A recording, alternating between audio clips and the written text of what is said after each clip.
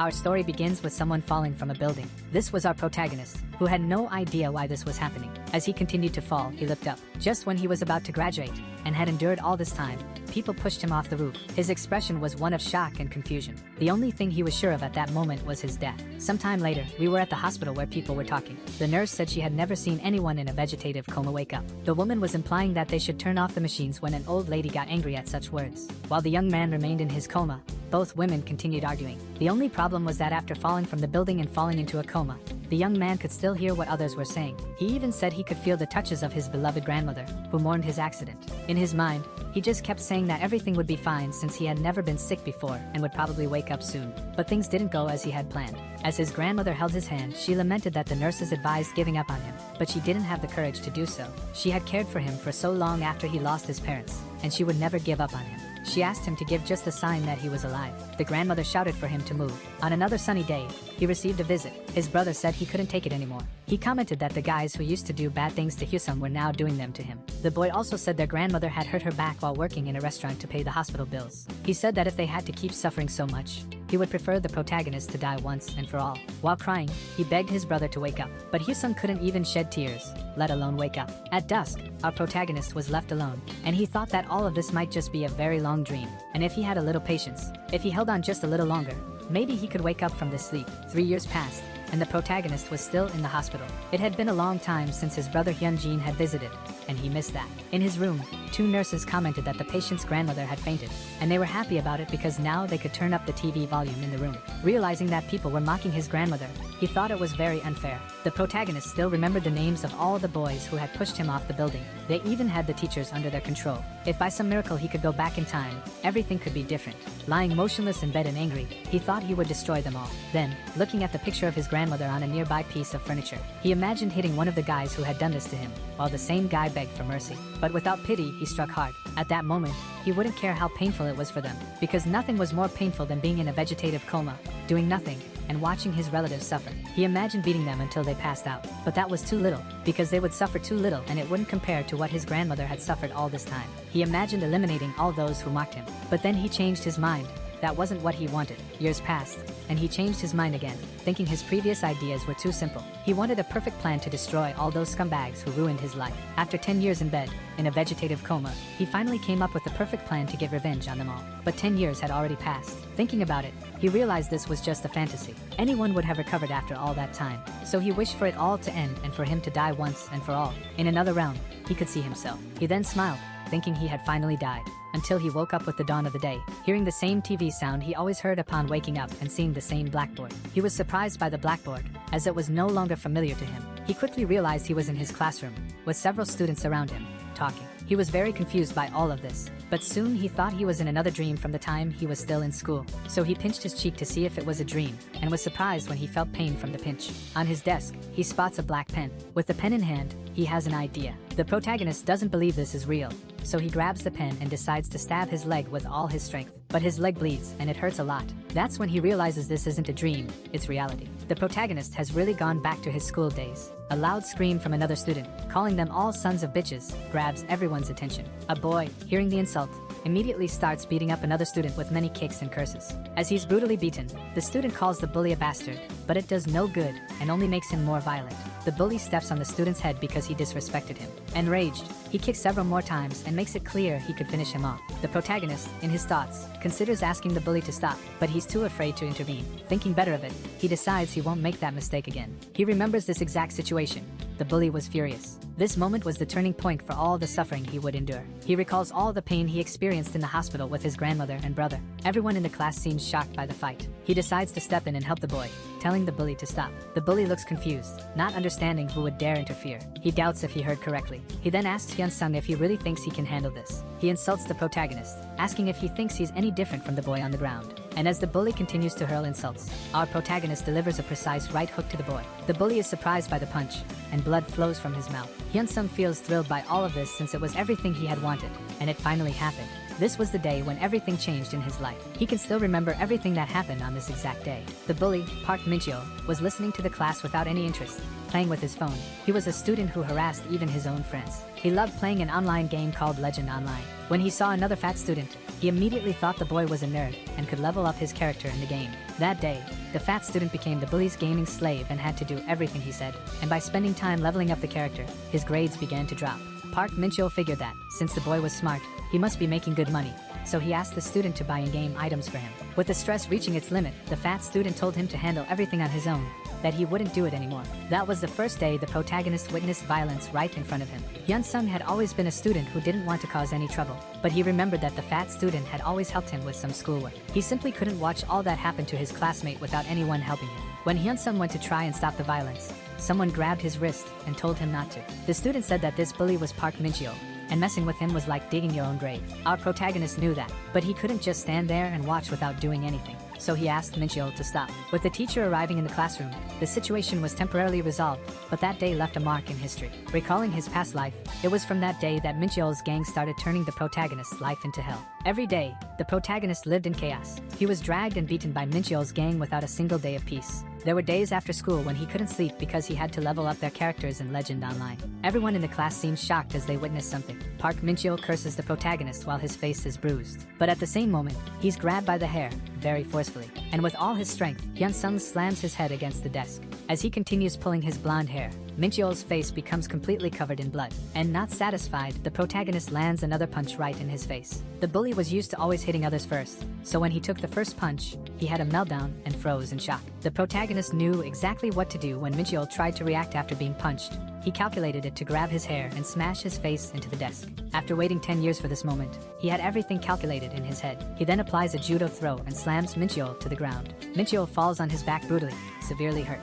And Hyun-sung even anticipates the next move he will make after that. He intercepts him, landing a direct kick to his face, smashing his head into the floor. As he kicks him repeatedly, he says he doesn't know how long he's waited for this moment and doesn't care if, by chance, Min-cheol dies while being beaten. With extreme rage, he warns the bully that if he lifts his head, he'll kick it, and if he tries to block, he'll easily break his hand. At that moment, someone throws a school chair directly at our protagonist, but he dodges it with ease, facing the bully's friends who came to help him. But unsurprisingly, our protagonist refuses to stop. The bullies even think he's gone insane. One of the gang's rookies notices that Hyun-sung isn't the least bit scared by all of this. The tallest and strongest of the gang decides he's going to take Hyun-sung down by himself. Min-cheol is only the leader of the gang because he intimidates all the other members. The protagonist realizes this guy is the strongest of them all. The two stare at each other with anger, preparing for a fight. At that moment, students arrive, warning everyone that the teacher is coming to the classroom. After this warning, the gang decides to retreat and save it for another time, leaving a message that Hyun-sung is in deep trouble. They say that after class, they'll meet him for a fight. They all tell him not to even think about running and to wait for them eagerly. As everyone leaves, Min-cheol groans in pain on the floor, complaining of a headache from the blows. Hours pass while the teacher teaches. Meanwhile, Min-cheol sits in the last chair, head down, not understanding what happened. The only thing he remembers is just getting hit with the first punch, and after that, he only remembers being beaten. He's furious with Hyun-sung for humiliating him and thinks about killing him. Meanwhile, the protagonist is deep in thought about the guys who planned to gather and beat him up, and he's unsure if he can handle it alone. The bully watches the protagonist and thinks he only got beaten because he let his guard down. He comments that the protagonist is the class president, so it's typical for him to step in sometimes, but he never crossed the line and hit someone before. But now he realizes he has crossed the line. Meanwhile, in another classroom, the gang that threatened the protagonist is sitting, anxiously waiting for the class to end. One of them thinks about Hyun-sung and assumes he must have been on drugs or something, because he didn't care when the gang came to help Min-cheol, but he imagines Hyun-sung was only pretending to be calm. Another guy is worried if anyone spread rumors about the fight, but the other responds that there's no chance anyone would. He says Hyun-sung just lost control in that moment. But anyway, he disrespected them in front of everyone, and now they can't let that slide because others will start thinking they're weak. They agree to use this opportunity to finish him off for good so the protagonist will never look at them arrogantly again. Another guy, very furious, says he's going to kill him. When the class ends and the teacher is leaving, Min-cheol gets up from his chair and slams the desk, saying now he's going to finish Hyun-sung off. But he's immediately surprised by something coming towards his head. The protagonist doesn't give Min-cheol a chance and hits him with a strong kick. Taking the blow, Min-cheol is left dazed, not even understanding what happened. But Hyun-sung isn't satisfied and grabs his hair again. As he holds his hair, he says they should continue where they left off. The bully is lost and terrified. He's shocked because he thought Hyun-sung would avoid them, but instead, he's attacking him. Meanwhile, in the other classroom, the the teacher's class ends. The guys stand up immediately and announce that the protagonist has nowhere to run because the school is too small. All three prepare and head off to beat up Hyusung. In the protagonist's classroom, all the students seem excited, looking inside the room. Mincheol's gang watches everything from the hallway. The blue-haired guy doesn't understand any of what's going on. He gets furious and immediately assumes it has something to do with Hyusung. All three of them rush into the classroom. When they open the classroom door, everyone sees Hyunsung lifting Mincheol by his shirt. The blue-haired guy is shocked to see this. They approach from behind, but Hyunsung was already expecting it and says they're late. Meanwhile, he's still holding the bully by his shirt. The guys angrily charge at the protagonist, but Hyunsung had simulated this scenario endlessly while lying in bed, his only concern being the strongest of them, named Changsik. The protagonist says it was easy to take down Mincheol, but with the remaining strength, it will be tough to take down this gigantic guy. He wonders what he should do next as he looks at a lock on the door. He does something he hadn't planned before and strikes the big guy with the lock, making him scream in pain. Hyunsung even admits this isn't a fair fight and is quite reckless. He keeps hitting him with the lock. He doesn't have time to think. He just wants revenge on them. As he hits them, he says that all their training won't help and they won't be able to handle being hit by iron. He takes one of them down with the blow from the lock. The big guy falls backward dazed. The other two gang members are shocked to see their friend collapse on the floor. Hyunsung seizes the opportunity. The guys look at the protagonist in fear of what he might do. Hyunsung runs and does a double leg takedown on the arrogant guy. He plans to throw his full weight on him because the guy won't be able to withstand it. With all his strength, he slams the boy to the ground and takes advantage of the fact that the guy won't be able to fight back to strike him from above. He hits him repeatedly with both hands, without caring that the last guy is about to hit him from behind. All that matters is that he finishes off the arrogant one quickly. All he wants is to win this fight. His hands are covered in blood. He lands one final devastating blow, knowing he's at a disadvantage. The boy on the ground already seems drained of all strength, but Hyunsung is still on top of him, not appearing satisfied. The protagonist says he's been ready for this battle for a long time, but there's something holding him back. His body isn't as strong as his mind, and it can't keep up with his thoughts. But this has gone too far now, and he can't stop. Looking back, he realizes that the last member of the gang is still standing, watching him and all. The boy is in shock, as he didn't know Hyunsung was this strong. He was only strong enough to stay off the bully's radar. The protagonist stares directly at him with demonic eyes. Now, without his friends and all alone, the boy realizes he's in trouble and won't be able to defeat Hyunsung by himself. The protagonist asks him if they should finish what they started. The boy's hands tremble and sweat profusely. When Hyunsung moves to strike, even though he's tired, the boy curls up in fear. But just at that moment, someone opens the door and walks into the room. The protagonist is interrupted right as he was about to hit him. The blue-haired guy feels relieved and says it was obvious the teachers would notice the fight and step in. 3 students have been beaten, and this is a serious problem for the school. The blue-haired boy says that both they and the protagonist are in big trouble because of this. But the protagonist doesn't care and gives a small smile. The teacher asks him if he's gone mad. The man scolds the protagonist and tells him this can't happen again, as some of the students have been sent to the hospital with their faces battered. This is a problem for the teacher since, if something happens, the responsibility will fall entirely on him, and he even considers putting all the blame on Hyunsung. He says this issue can't be resolved by the school and claims he's never seen a student like Hyunsung before. He warns the protagonist that he should be prepared, as the parents of the other students won't let this go, and he will have to pay for what he did. Hyunsung interrupts him and says there's no need to exaggerate. He says this wasn't the first case of violence at the school, and the teacher doesn't understand. Some certificates posted on the wall say that the school is a happy place with no violence, theft, or bribery. The protagonist suggests to the teacher that they bury this case without telling anyone. Pretend like it never happened, and no one will have any problems. The teacher gets furious at this and slaps Hyunsung. The other people are watching, but no one intervenes. Hyunsung, realizing this, says that this is the reason he died. With his face red, he says he died because of busy adults who don't care about this. They pretend not to care about everything that happens and keep their noses out of it. Recalling the past, he still remembers seeing the teacher receiving an envelope. Looking at the teacher, he tells him it's better to stop hitting him. The teacher raises his hand to hit him again, but filled with rage, the protagonist simply walks away, threatening to tell everyone that he receives bribes from the other students' parents if he doesn't lower his voice. Behind the teacher's back, he says that even if he doesn't tell about the bribe, he has other things he could reveal. For example, the affair he's having with the English teacher. Hearing this, the teacher looks terrified. Hyunsung says it's better for him to stop, and at that moment, the teacher clenches his fist in fear of the protagonist following through on his words. The protagonist recalls the past, when he went to this same teacher, hoping he would solve the issue. He talks to the teacher while he drinks coffee, and is surprised to learn all this. The teacher then called Mincheol and asked if he had done this, but the boy said it was just a misunderstanding and that he never meant to intimidate Hyunsung. The teacher nevertheless says it's not right to punch someone in the face, and tells them never to do it again. The protagonist feels disillusioned seeing all this. as he expected the teacher to take more serious action against them. When Hyun-sung is opening the door to leave, Min-cheol's gang tells the protagonist to follow them and asks if he really thought he could tell the teacher everything and nothing would happen. Noise is then heard in the school. Min-cheol punches the protagonist in the face. He falls to the ground after the blow. The bully takes the opportunity to hit him with several kicks. While lying on the ground being kicked, the protagonist thinks the teacher should have dug deeper and investigated when a student complains about being bullied. Min-cheol continued hitting him, and with all the noise, the teacher ends up hearing and seeing the whole situation. The protagonist feels happy when he sees the teacher, thinking that now that he's seen everything, he'll understand the seriousness of the situation and punish them. But the teacher simply turns his head, pretending he didn't see anything. The protagonist realizes that the teacher never intended to solve the problem, and that he was receiving money from the student's parents. After all this, Hyun-sung knows no one will help him, so he decides to fight back and punches one of them in the face, even knowing there's no way he can win against them all at once. They continue fighting, and Hyun-sung ends up going home badly injured that day. On another day at school, all the students' parents were there, and one mother asked who hurt her son's nose. The boy says it was Hyun-sung who started the fight. The boy's parents get angry, scold Hyun-sung, and say they won't let the matter slide. The protagonist's grandmother apologizes and bows to the boy's parents. And after all that, only Hyun-sung was punished, while Min-cheol's gang walked away without any consequences. While in a coma,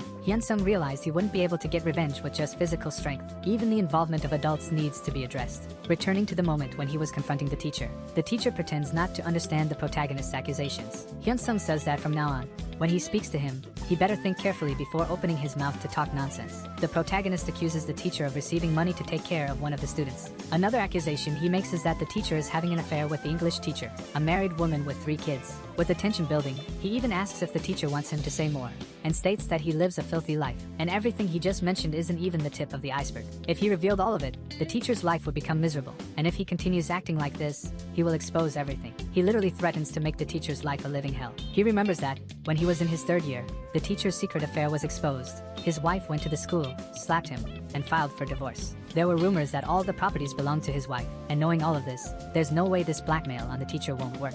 With his head down and fists clenched, the teacher asks him what he wants him to do. Hyun-sung simply tells him to shut up and keep doing the same thing as before. The teacher is confused. The protagonist explains that he should remain a spectator in the students' affairs and just pretend not to see the fights. And from now on, he will do this in Hyun-sung's favor, preventing incidents from escalating, no matter the methods. He promises that if the teacher follows his orders until the day he graduates, he will never reveal the secrets. With his head still down, the teacher asks if he understands. The teacher responds that from now on, he will do his best to follow the orders. As the protagonist walks down the hallway, he thinks that blackmailing the teacher was just one of his ideas, and he still has more. Walking, he knows he has to hurry to prepare his next idea, but there's something else he needs to do first.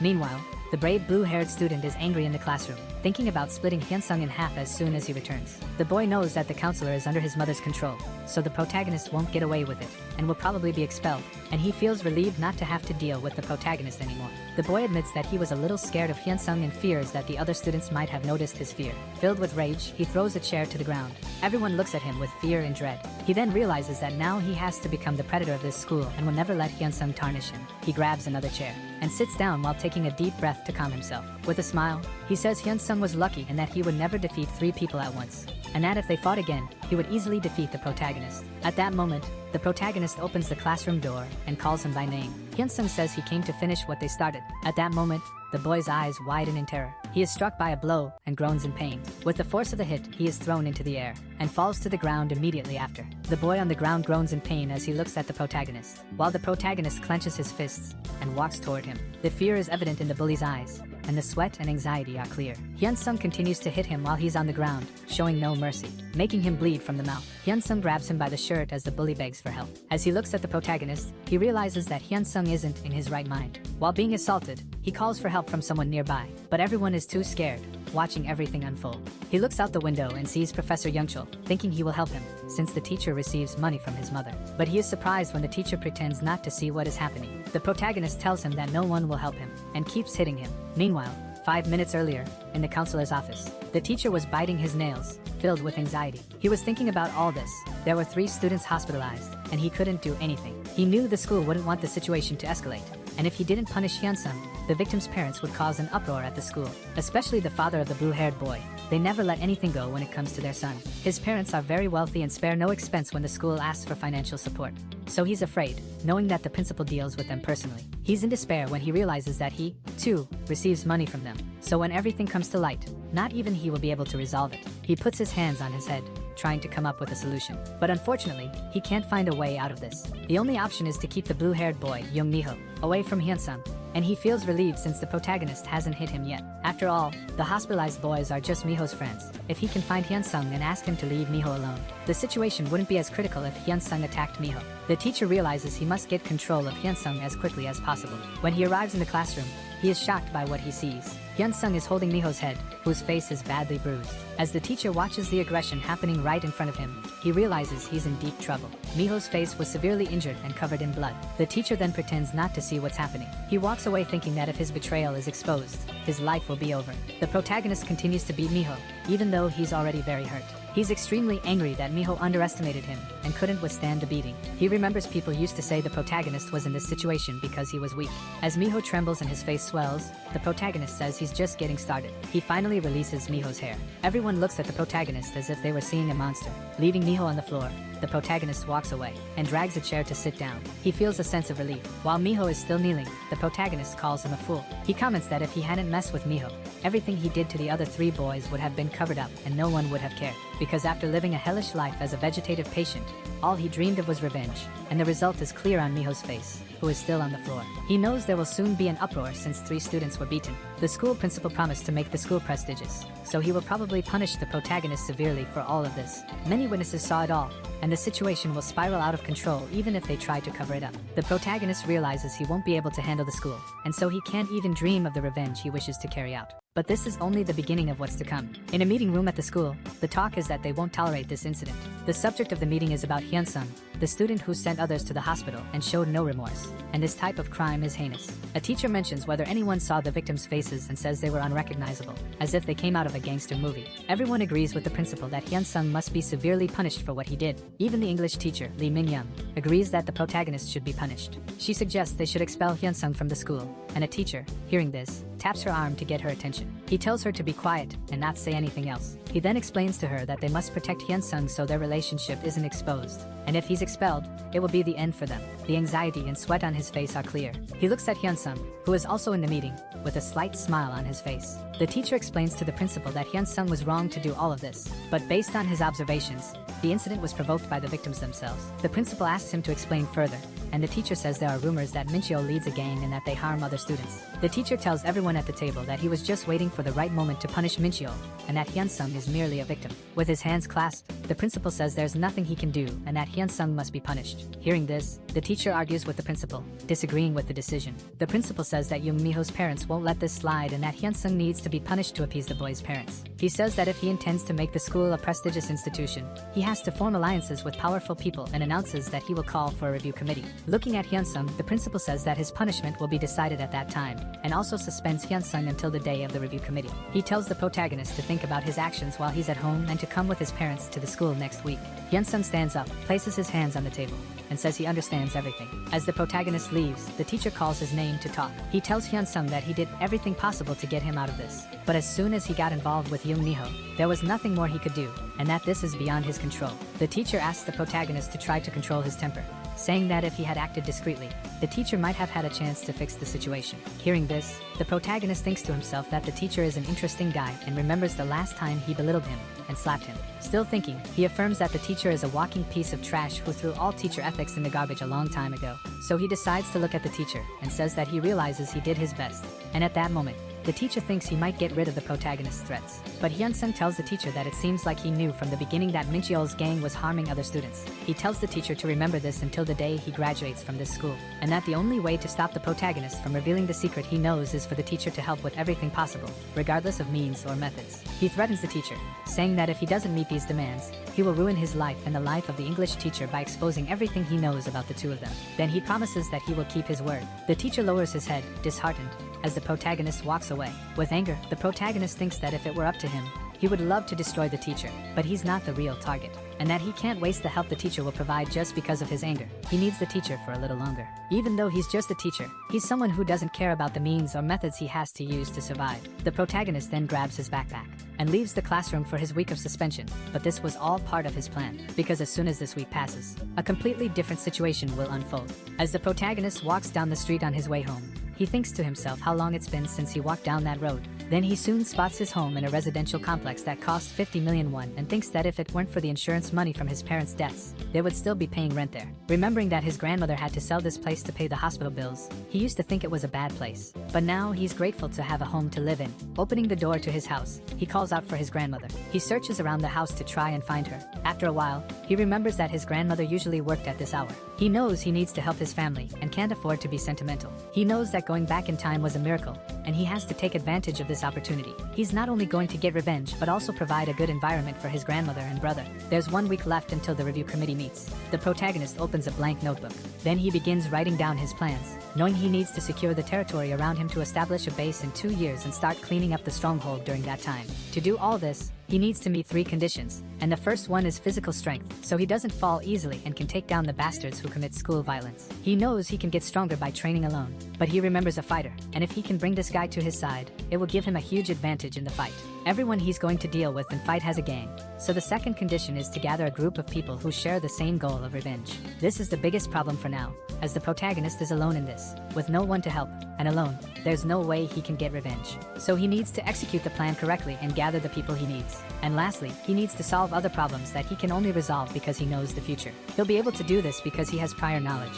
And with that, he'll solve things easily without any issues. To solve the first problem, which is the review committee, the primary condition is to have a track record. In the parking lot of a police station, a man shouts, calling all the officers inside idiots, and saying that he's an important person. He asks everyone if they know whose son he is and says they won't get away with treating him this way. The officer tells him to calm down, reminding him that he is an adult and inside a police station. The man responds that he isn't old, that he's only 35 years old, and has a bright future ahead of him. The young man with white hair then says that he is the eldest son of Myeonjin Construction. His name is Go Changyum, and he calls everyone their useless and gray-haired fools. Right after, he kicks one of the desks in the station. One of the officers then says that he knows who Changyum is and understands that, if they do anything wrong, this guy could ruin all of their lives. But now, he has to act cautiously, as the company is looking for a new heir, and the officer has no choice but to follow legal procedures. Changyum feels frustrated, but it's still a better option than being bothered by a few guys. He thinks that since some idiots started a fight, he had no choice but to react, and that it's not his fault that some fools were so weak that they had to be taken to the emergency room. Then he realizes that if things go wrong, the scumbags who are against him will take advantage, and he'll be in serious trouble. Recently, Changyum's father started a succession war within the company between him and his brother, and soon the outcome will determine who will take the position. He admits he didn't even finish high school, while his brother graduated from a prestigious foreign university. His brother even married into a foreign family 3 years ago, which gives him a stronger position than Changyum. He knows that if this offense is revealed, it will be the end of him. The officer tells him to calm down and insists that this time, he's in the wrong. The officer says that he assaulted innocent people, and it's going to be very difficult to let a case like this slide. Changyum gets angry, saying it wasn't his fault, but the officer points out that there were no cameras on site, and they can't deny the victim's testimony. Changyum goes back to thinking about the competition with his brother for their father's company, which bothers him. He looks back and sees an officer talking to the protagonist. He stands up, confused as to why there's a kid in the police station. Hyun-sung then says he came to the station to testify on Changyum's behalf and asks who he should talk to. The officer at the desk starts sweating, seeing all of this. The protagonist gives him a convincing look. With his hand on his head, the officer can't understand how Hyun-sung managed this. On the computer, some images show that Changyum is right, and the guys attacked him first. Hyun-sung explains that he happened to witness this, and since there were no cameras, he decided to request footage from a nearby car's dashcam. Hyun-sung decided to ask for the footage because he knew that a simple testimony wouldn't be enough. Continuing his testimony, he says that this man did his best to get out of this situation without a fight, but those people were persistent, and he had to defend himself. The protagonist says that if Changyum did anything wrong, it was only that he was too strong and knocked them all out with a single punch, and he claims it was pure self-defense. Hearing all of this, Changyum hugs the protagonist and praises him, saying that he's a very smart and well-spoken young man. Changyum understands that as long as he has a witness and evidence, there's no reason to be in this situation. The officer then says everything is resolved and that, as soon as the men in the hospital are treated, they will call him back. Apologizing for the incident, the officer says sorry to Changyum and admits they should have believed him and investigated the case more thoroughly. Changyum then grabs the officer by the collar and says that this has always been the problem with the police, being biased. With a look of anger, he declares that he's going to make sure he remembers the officer's face and promises to ruin his future. In the parking lot, with his arm around the protagonist's shoulders, Changyum thanks him sincerely for helping and understands that if it weren't for him, things would have gone very badly. He says he's not the type to forget those who help him. Right after, he hands some bills to the protagonist, who accepts them and says thank you. Looking at Hyun-sung, He thinks that boys his age don't usually accept large sums of money so easily, but he understands the effort Hyun-sung made by searching for the security cameras, and knows that he is special. The protagonist then asks him if all of this was just a coincidence, and the man doesn't quite understand what he needs. Getting straight to the point, Hyun-sung says he knows who he is. He tells him that he knows his name is Go Changbyeom and that he's in a dispute with his younger brother, Go Changsi, to be the next heir to their father's company. Changbyeom then looks at the protagonist with a different expression. He asks who he is, and the protagonist assures him that none of this was a coincidence. And beyond all this, the protagonist says he has proof to back everything up. He then asks what Changbyeom thinks about that. The protagonist knows that Changbyeom is famous in the city because, while he was in a vegetative coma, the news covered this, so he knows how things ended. He tells Changbyeom that if he truly feels grateful, he should give him an hour to talk, promising it will be worth his time, while Changbyeom looks at him in surprise, pointing out, he assures him this will influence his future. In a cafe, many people are chatting and eating. The protagonist and Changbyeom sit down, and Hyun-sung shows him the original evidence from the footage he showed to the police. This was only the second part of the video he used to prove self-defense. He hadn't shown the first part. The first part of the video is shown to Changbyeom, and it's the definitive proof that this was no coincidence. In the video, 30 minutes before the incident, 3 men gathered in front of a convenience store. Watching the video, it looks like the 3 men are just customers at the store, but even half an hour later, they're still there, as if they were waiting for someone. And as soon as Changbyeom arrived, they all began provoking him, as if they wanted to start a fight. And although he resisted at first, in the end, he threw the first punch. The protagonist sets his coffee cup down on the table. He says that Changbyeom probably suspected them, suggesting to him that, ever since the Succession War began, a series of incidents happened one after another, as if someone had been planning it all along. He asks what he would do if his own brother had orchestrated it all, and Changbyeom replies that it depends on whether it was accidental or intentional. Changbyeom admits that he suspected his own brother but didn't want to believe that his younger brother could do such a thing, since he had a better education than him and was respectful. He asks why Hyun-sung is telling him all this. The protagonist explains that his father's construction company is only known in rural areas, but in the future, it will become a leader in apartment construction. And as a result of the president's philosophy, the company will become one of the largest in the country. But in the process, both of Go Myung-jin's sons disappeared. It all started with a news story of a tragedy that shook the foundations of Daesan, and even Hyun-sung would come to know about it. The news was that Chang-sik had done everything to secure the position of heir to the company, and this was discovered by his brother, who, in a fit of rage, beat him severely. As a result, the younger brother was left permanently disabled, and in his anger, their father announced that neither of his sons would inherit the company. Later, people began investigating the activities of both sons and turned it into memes on the internet, which is how Hyun-sung was able to find the location of the convenience store. After all that happened, their father hired a professional manager to run the construction company, and this led the business to rise in the rankings of conglomerates. While sipping his coffee, Hyun-sung says that for the sake of the company, it's better if this story repeats itself, since the younger son is a bad person, while the older son is incompetent but not evil, just unpleasant. He knows that the best thing for the company is to exclude both sons from being heirs, but upon reflection, he says that this isn't important to him, and that he doesn't need to get involved in it. For him, their only usefulness lies in their important matters, and what kind of butterfly effect will be triggered when the future changes is not his concern. Because in this life, even if the future changes for the worse due to his choices, all that matters is his revenge and his family. So he promises that he will help Changbyeom get revenge on his younger brother so that the older brother can become the president of the construction company. The man finds it ridiculous, since Hyun-sung is just a student, and how could he possibly help? The protagonist replies that the people helping him are not trustworthy, and on the contrary, a simple student managed to uncover his younger brother's plan. He then warns that the people currently helping him are obviously spies for his younger brother. The protagonist only asks him to trust him, and all he wants is a chance for them to build a relationship based on trust. Changbyeom looks at him with suspicion. Still in the cafe, the gray-haired man smokes a cigarette and complains about a headache. The cafe employee warns him that this is a non-smoking area and that he can't smoke there. With a threatening look, he tells the employee to go back where he came from and insults him, saying that if he doesn't, he will destroy the entire cafe. Hearing this, the employee becomes terrified. He then apologizes to Changbyeom. Hyun-sung observes everything from his seat in the cafe and realizes that Changbyeom is a man who has lived his whole life recklessly. He is known as the ticking time bomb of Daesan and could explode with rage at any moment. But that doesn't matter because Hyun-sung didn't approach him just for being fair. Rather, it's because he's corrupt enough to destroy his own brother, and that's why he's suitable for Hyun-sung's plan. Outside, Changbyeom reflects on his younger brother and laments that his brother would do such things against him. He thinks about what Hyun-sung said and realizes that he's right since, compared to his brother, he has no advantage, and soon the heir position will be taken from him. But even after hearing all of this, he wonders if it's right to believe in a 17-year-old boy he just met.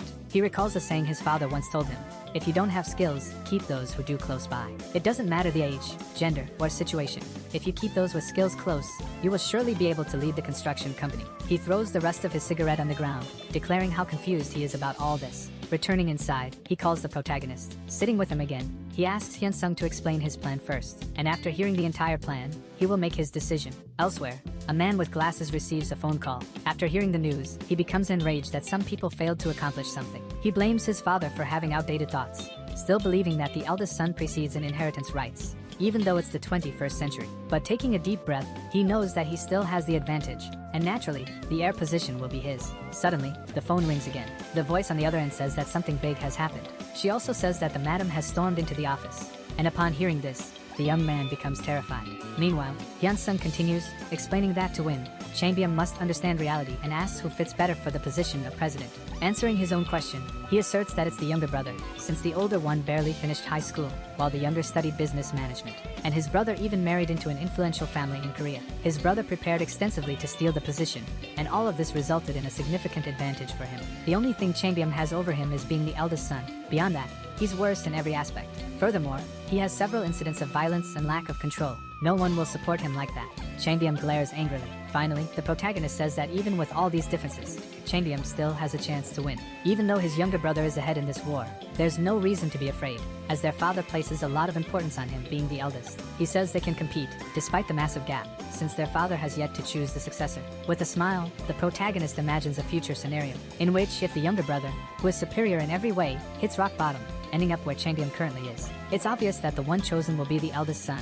If both sons have the same abilities, President Go Myung-jin will obviously choose the eldest son for clear reasons of succession. Back in the younger brother's office, he seems to be sweating nervously, his gaze fixed. A woman with short hair is on the floor with a bruised face, the result of beatings, and another woman is sitting with her hands on the head of the short-haired woman, as if she were superior to her. Hyun-sung tells Chambyum that if he wants to win the succession war, he needs 3 things. The first thing is connections, and in that regard, he's already lost because he has none, as all his connections are in the prostitution area. The second thing is reputation, which is another thing he doesn't have, as he's known as the Fool of Daesan. And lastly, the third thing is skill, which is something he only has with women or drinking, while his brother has skills in various businesses. Hearing all this, Chambyum gets irritated because everything his brother does is better than him. Hyun-sung says that from now on, he has to reverse all 3 things and needs to start with connections. And it wouldn't be necessary to marry a woman from a prestigious family. All he would need to do is separate his brother's wife from him, and the support of her, who is the main one behind the connections, would disappear. He imagines one day both brothers in their father's office and the younger brother apologizing. The president of the Myung-jin construction company is looking at them.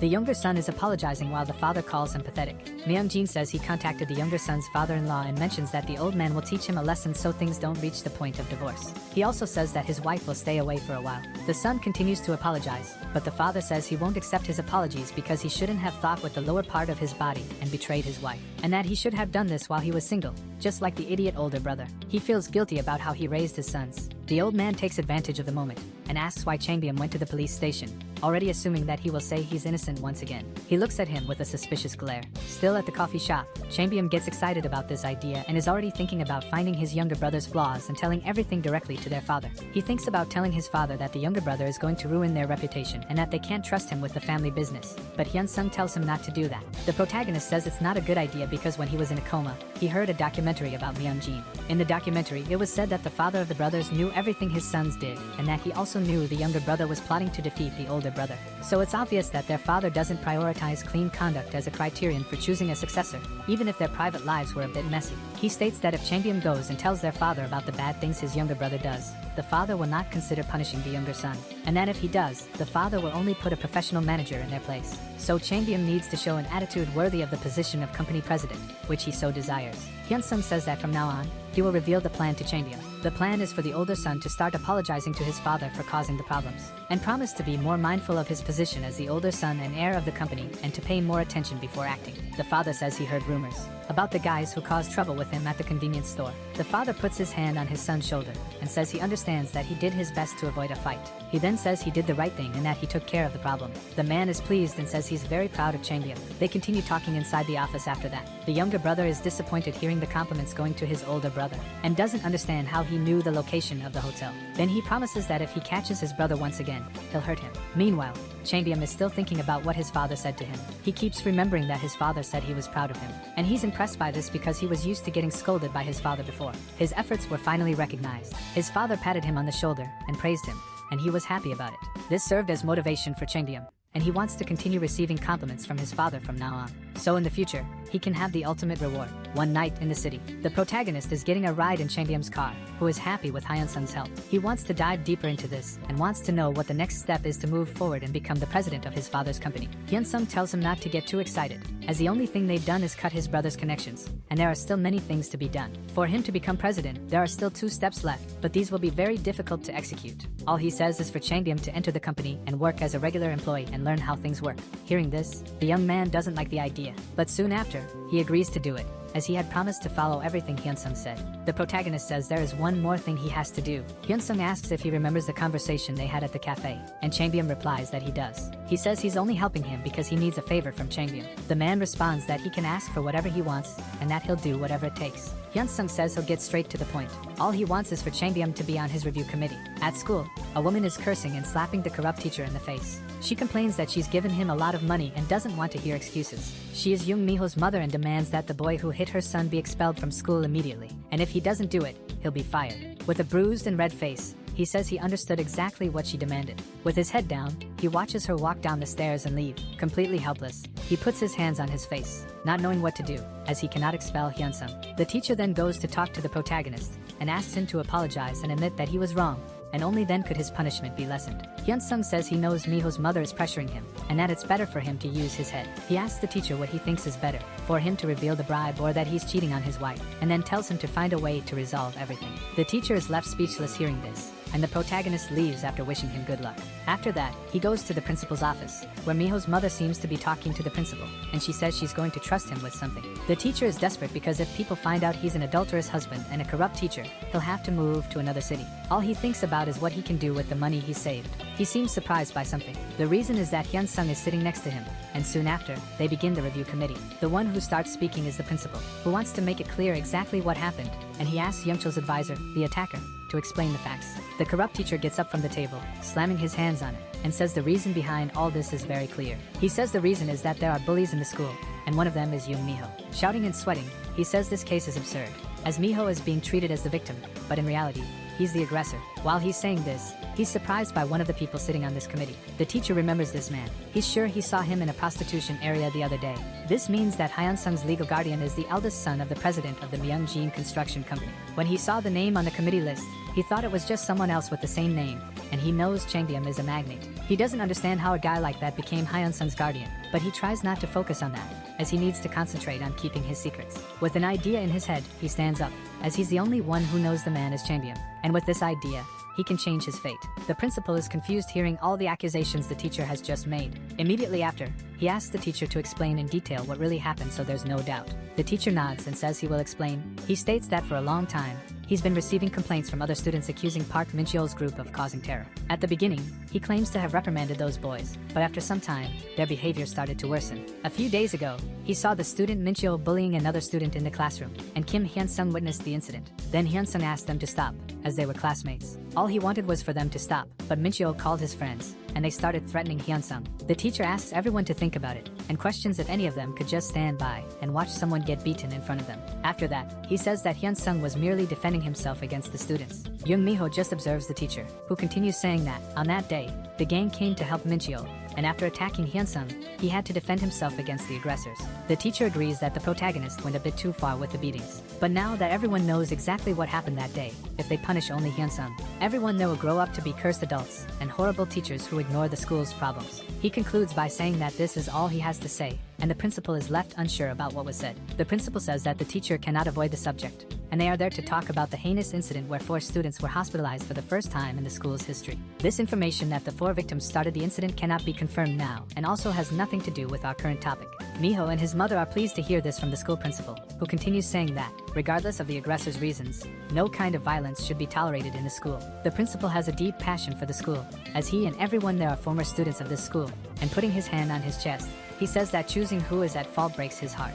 As he looks at Mi-ho's mother, he says that punishment is necessary to prevent another incident like this from happening again, so they must punish the aggressor appropriately. Then, he says they must do this to help the parents of students who trusted the school staff to take care of their children. First, he asks Young Mi-ho to tell what happened that day. Mi-ho has his head down during the meeting, and then the principal repeats for him to speak the facts that occurred. He starts by saying that everything that happened was completely different from what the teacher said. He saw Hyun-sung hitting Mincheo, who was already lying on the ground. And after asking the other students in the meeting, they said that Hyun-sung started attacking Mincheo without reason. The protagonist is outraged upon hearing this, but Mincheo continues saying that they can call another witness to confirm that Hyun-sung started the fight. Then he breaks down in tears, crying, and continues saying that he saw his friend getting beaten in front of him, and when he tried to help him, Hyun-sung hit him with a lot. Hyun-sung must have felt threatened when he saw many people running towards him, but since Mincheo was in bad shape, they didn't even have time to think about how Hyun-sung might have felt.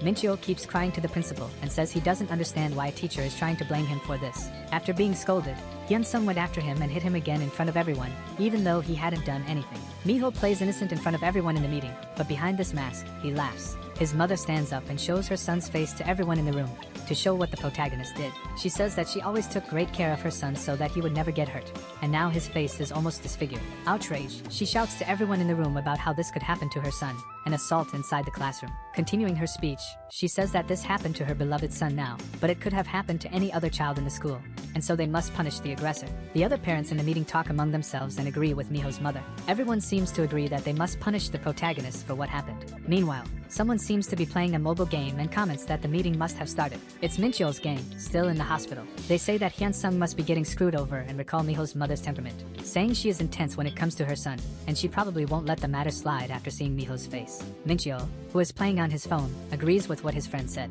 The boy still seems angry with the protagonist and says that if he isn't expelled, he will make Hyun-sung's life a living hell until he begs to leave. And even if Hyun-sung is expelled, he will go after him until he gets compensation for what happened. The other boy asks if it's really possible to get compensation, and the other confirms that they could probably get up to $1,000,000 for it.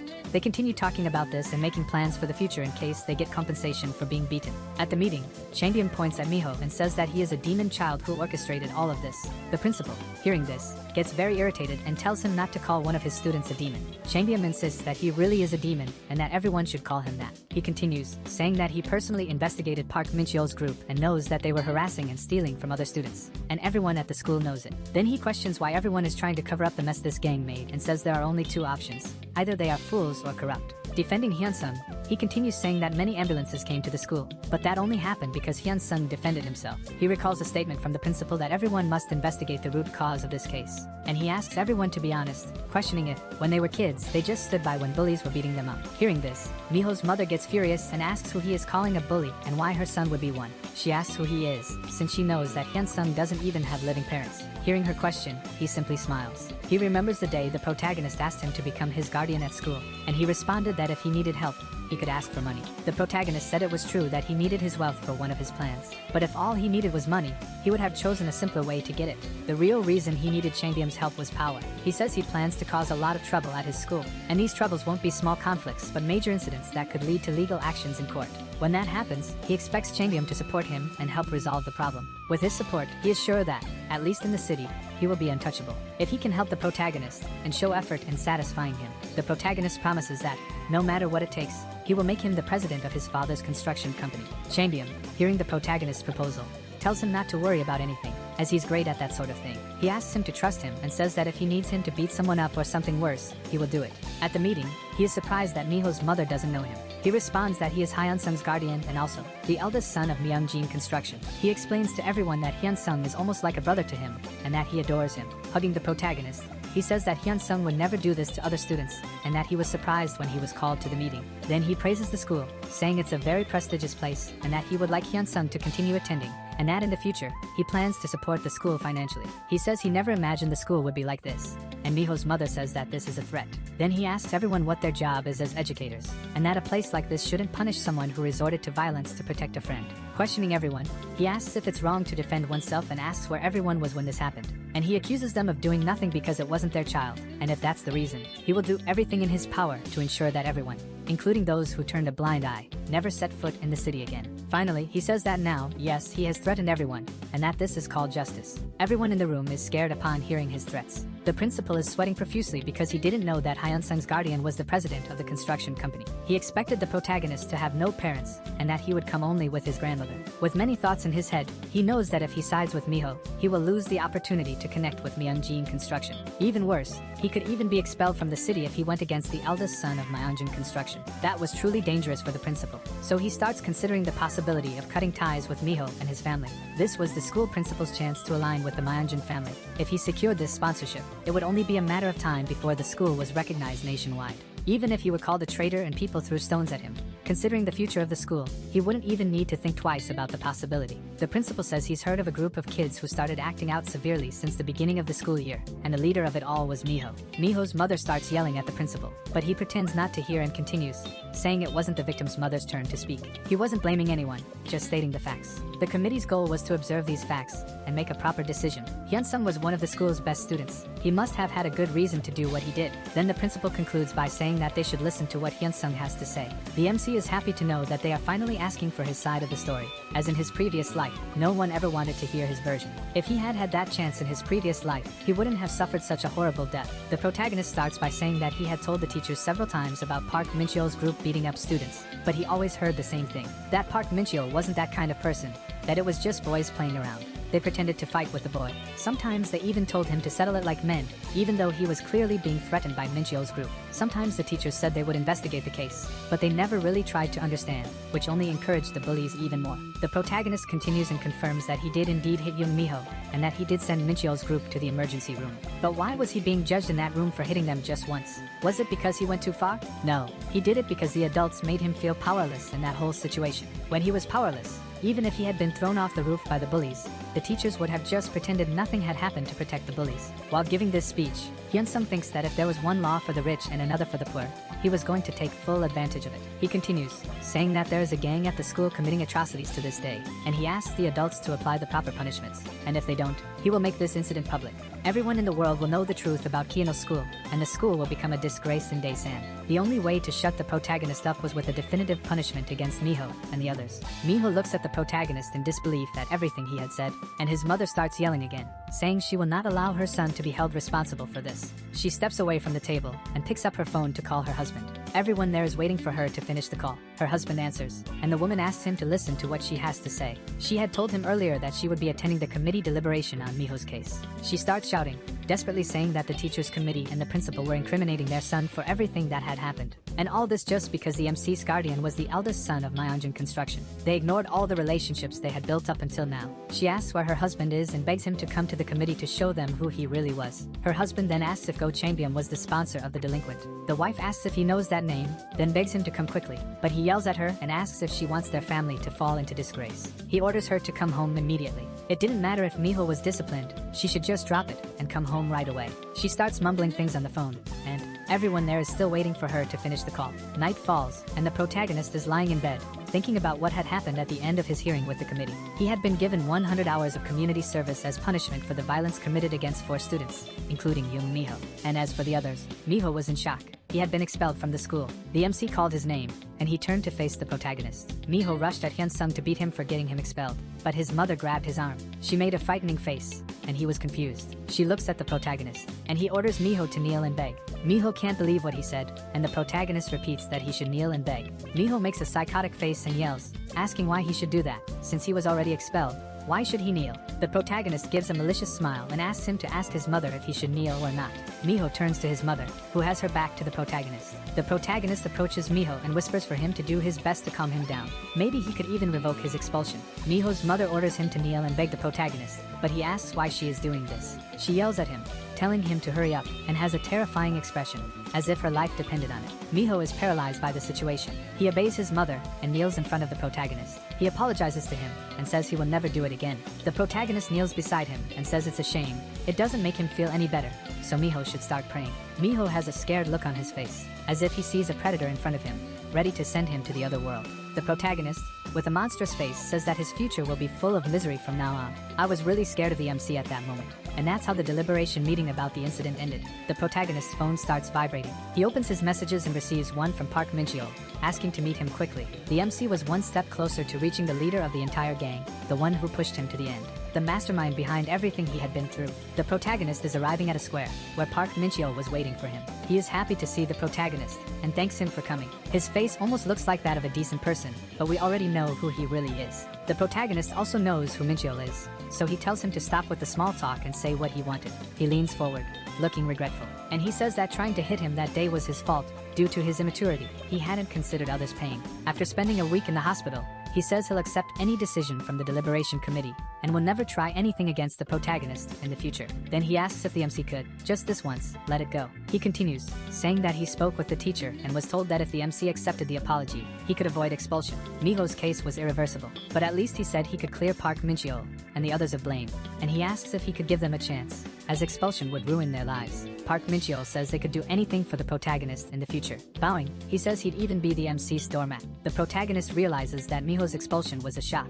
Even though they acted like predators, they were just students with unstable lives. They won't be able to find another school that will accept them in an area as small as Daesan. They must think they'll be condemned for the rest of their lives if they get expelled from high school due to school violence. Park Min-cheol says he's risking his life by telling the protagonist what he's about to say. But someone higher up had given the order to bully him. He was about to reveal who it was, but the protagonist interrupts him, saying he already knows who it is. Park Min-cheol is confused. The MC grabs the boy's hand, which was on his shoulder, and says he already knows who his boss is. The sound of news from the protagonist's past life says that the real forces leading school violence had been revealed. A few years after he fell into a coma, a student who was bullied like the protagonist jumped from the school's rooftop. The farewell note he left contained the whole truth. The Golden Circle, an organization founded in the prestigious schools of Gangnam, with core members who were unknown even in the MC's future. The founder of the Golden Circle saw students suffer from school violence and realized this would be a highly profitable business model. He recruited bullies, or children with similar strength to his own, and sought out students with wealthy and powerful parents, offering protection for their children. A management system was created. Those in the Golden Circle got the best grades, and if anyone surpassed them, they were easily removed from the rankings. In the future that the protagonist saw, the members of the Golden Circle were exposed, but the case was quickly buried, and their identities were never revealed.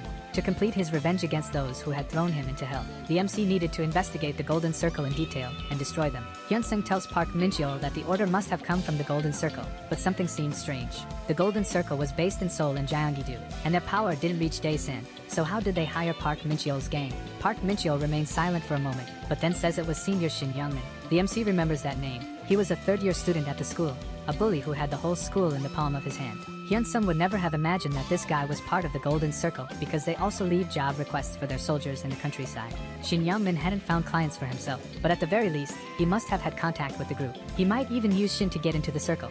But Shin wouldn't give up that information so easily, and he was strong, like an MMA fighter. If the MC attacked the senior, he'd be easily defeated. For now, the MC needed to figure out how to deal with that bastard first. Hyun-sung asks Park Min-cheol if he wanted his forgiveness. He grabs Min-cheol's clothes, causing him to panic for a moment, and his voice even trembles. The protagonist takes on a terrifying posture and says that layers and layers of feelings have built up. Forgiveness? Regret? He won't allow that, not at all. The protagonist says he's going to clearly show Park Min-cheol what will happen the next time they meet. He punches Park Min-cheol in the head. The MC remembers that, in his past life, he had become a father who didn't care about his daughter. Miho and the others were the same. They all became successful, and he couldn't believe they got away with everything they did at school. So maybe everything happening to Min-cheol at that moment was just karma at work.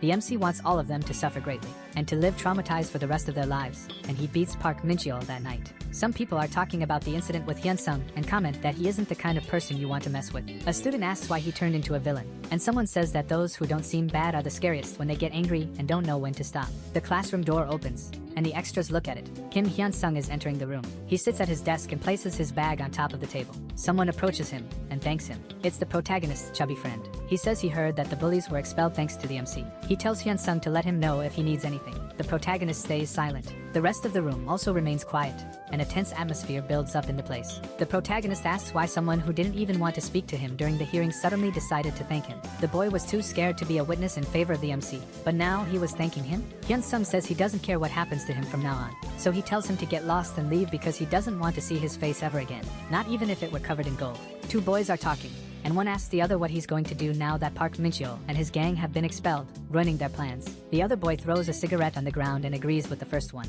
The white-haired boy was Shin Youngmin, the third-year student that Park Min-cheol mentioned to the protagonist in the plaza. Shin says that, even without sponsors, Park Min-cheol's gang tried to beat up the MC, only to find out that his sponsor was Myeonjin Construction. Now that things had reached this point, no one in Daesan could lay a finger on Hyun-sung, since no one could beat Myeonjin Construction. The other boy asks if they should give up, and Shin says no. The situation was complicated, but not that complicated.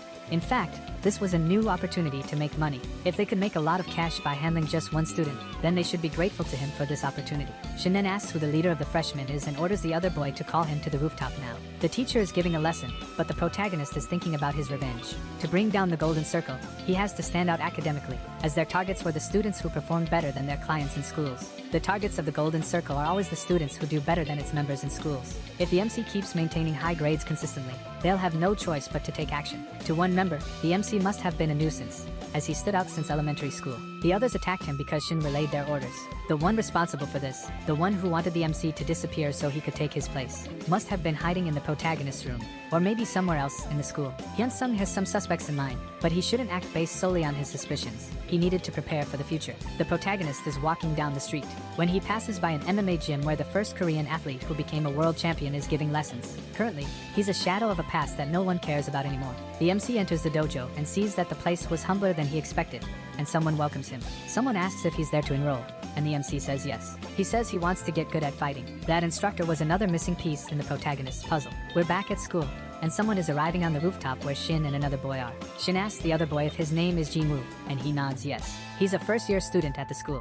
Shin comments that he has a very well-developed physique and heard that he used to go to the gym before. Youngmin grabs the boy's face, making him nervous, and says he needs a favor. There's a first-year student named Kim Hyun-sung. He gets close to Jinwoo's face and says he needs him to cripple Hyun-sung to the point where he would never walk like a normal human again. Back at the gym, the instructor says he looks like a high school student, so he came to the right place. He starts talking about the gym, the diet plans, and workouts they have there, and proudly says that his client's satisfaction rate is 100%. The monthly fee is 150,000 won, which isn't expensive, since the lessons are individual. Even with his mustache hiding it, that was the MMA champion Dukyo. The coach turns to the protagonist and asks what encouraged him to come to his gym, and he replies that he wants to learn to fight well. He wants to fight well enough to run over all the bully bastards he knows. Dukyo looks at him suspiciously and says the gym isn't a place that teaches people how to fight. If he only came to the gym to beat someone up, then he couldn't accept the MC as a student. He could simply start exercising, and the bullies wouldn't bother him anymore.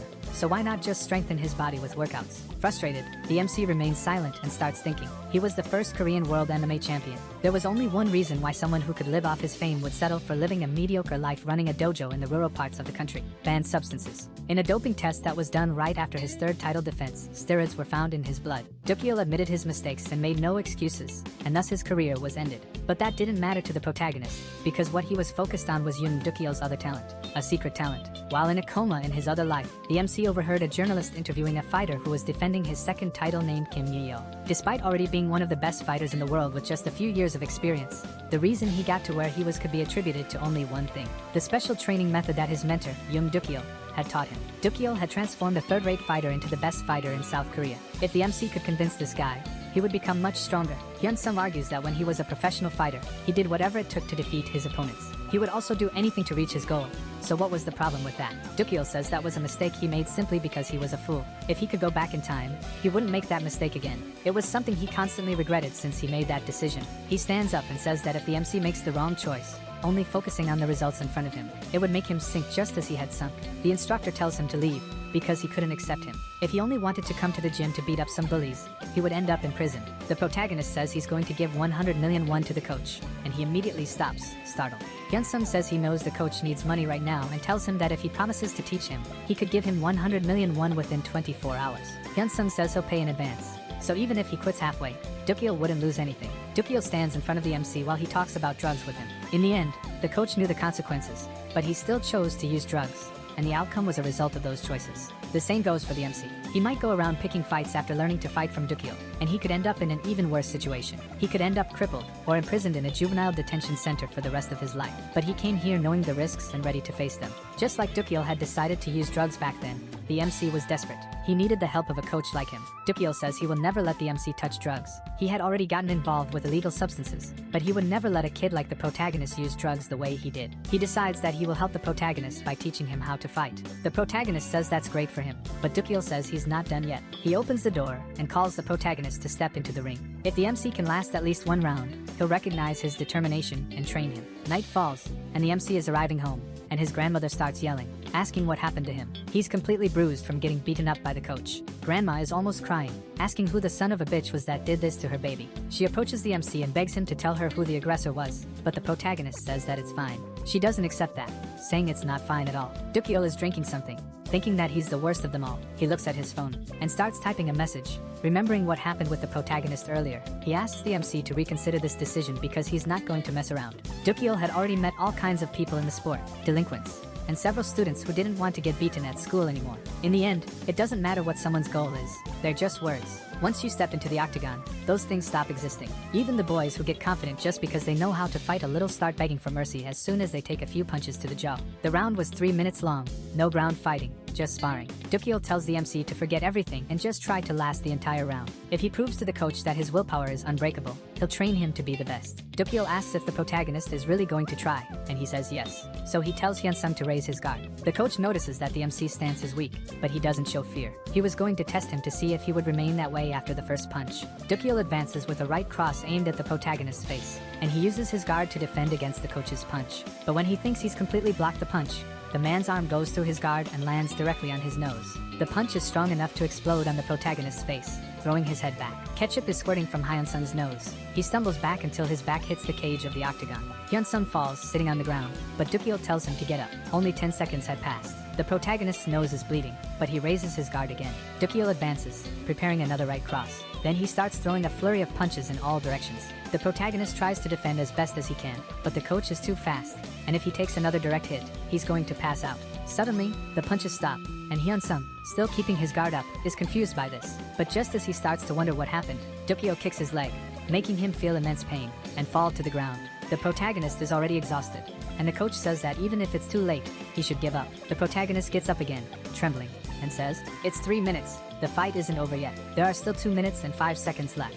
Dukyeol landed several blows on Hyunsung. Left hook, right hook, even a shoryuken. The MC was getting hit with everything. The protagonist was taking more hits than the Toyota in the bonus stage of Street Fighter. If he kept going like this, his stamina would be completely drained. He needed to gain an advantage. Hyunsung tries to throw a left hook at Dukyeol, but he quickly dodges, ducking down. With that, he lands an uppercut that hits the protagonist's chin. The punch was so well placed that the MC starts falling backward, losing consciousness. He hits the ground on his back, and the fight seemed to be over. Dukyeol sees that only a minute had passed, and the MC had resisted quite a lot, perhaps because he had gone easy on him so the injuries wouldn't become permanent. But the truth is that worrying about the protagonist's injuries was just a lame excuse. He tried to make the MC give up, but he had passed the test. So, he had no choice but to accept him. Dukyeol was just lying to himself, once again. But he couldn't simply sell his pride to a bastard who couldn't even last one round. So it was better if he stayed on the ground. The protagonist speaks from behind Dukyeol, startling him, telling him not to leave the octagon. He gets up again and says the fight isn't over. Wiping the blood from his face, he calls Dukyeol to continue. The coach looks back. The protagonist is standing, but his condition was deplorable. Still, there was determination in his eyes. He was set on continuing the fight. The resolve in that boy was not merely a front. The coach had to crush him before things got worse. Dukyeol says that now he's going to take the fight seriously, so Hyunsung better prepare for the worst. Delivering a surreal amount of fast punches, the MC continues to defend himself as best as he can. Again, the punches stop, and he remembers what happened before. It was the same situation. Could it be a low kick again? If so, he wouldn't fall for that trick again. He needed to think about how to defend himself. The coach throws a straight punch into the MC's stomach. If this were Mortal Kombat, we'd already see his bone breaking in the next scene. The punch was so strong that Hyunsung was completely out of breath, and he let out a scream of pain. Hyunsung falls to the ground, struggling to breathe, and Dukyeol says there's 1 minute and 30 seconds left. If he doesn't get up in 15 seconds, he'll end the fight. The protagonist needed to get up, but his body wouldn't respond. He rolls to the side in an attempt to get up, looking more like a sack of potatoes than a normal person. And Dukyeol thinks he hit him straight in the liver. It wasn't a pain that could be overcome just by willpower. In the coach's eyes, it was time for the MC to give up. The coach was already turning his back, walking away, when the MC shouts to himself to get up. He had waited so long for this moment. While he was trapped in a coma for 10 years, he had begged day after day to be able to go back in time just once. He prayed every day for the others to end his life, but now he couldn't even endure this small pain. He tells himself to get up. If the MC didn't want history to repeat itself, he needed to get up. Various memories begin to flash through Hyunsung's mind. even a moment where he shed a tear during his coma. For the protagonist, nothing mattered more than his revenge. He couldn't stay down and would go through hell if necessary to reach his goal. Once again, the MC stands and prepares to continue the fight. Dukil smiles and thinks that the punch he gave the protagonist was something even professionals have difficulty recovering from. What kind of life had the MC been living? The coach was impressed by Hyun-sung's willpower. If a person like him became strong enough to fight, his life might end up destroying itself. The coach understood the protagonist's desperation, but he couldn't let the boy live a life full of regrets like he had. Dukil decides to stop the protagonist right there and charges at him with speed. Hyun-sung raises his arms to protect his face, but he was too slow. The punch was clean and landed right on his nose with the force of a small explosion. He's about to faint again, but he focuses to stop it from happening, while Dukil doesn't show the slightest sign of exhaustion. Even if his nose was broken or his teeth knocked out, he needed to endure and survive that entire round. Every punch from Dukil felt like a bomb exploding directly on the MC's body. He had to endure it all, no matter what.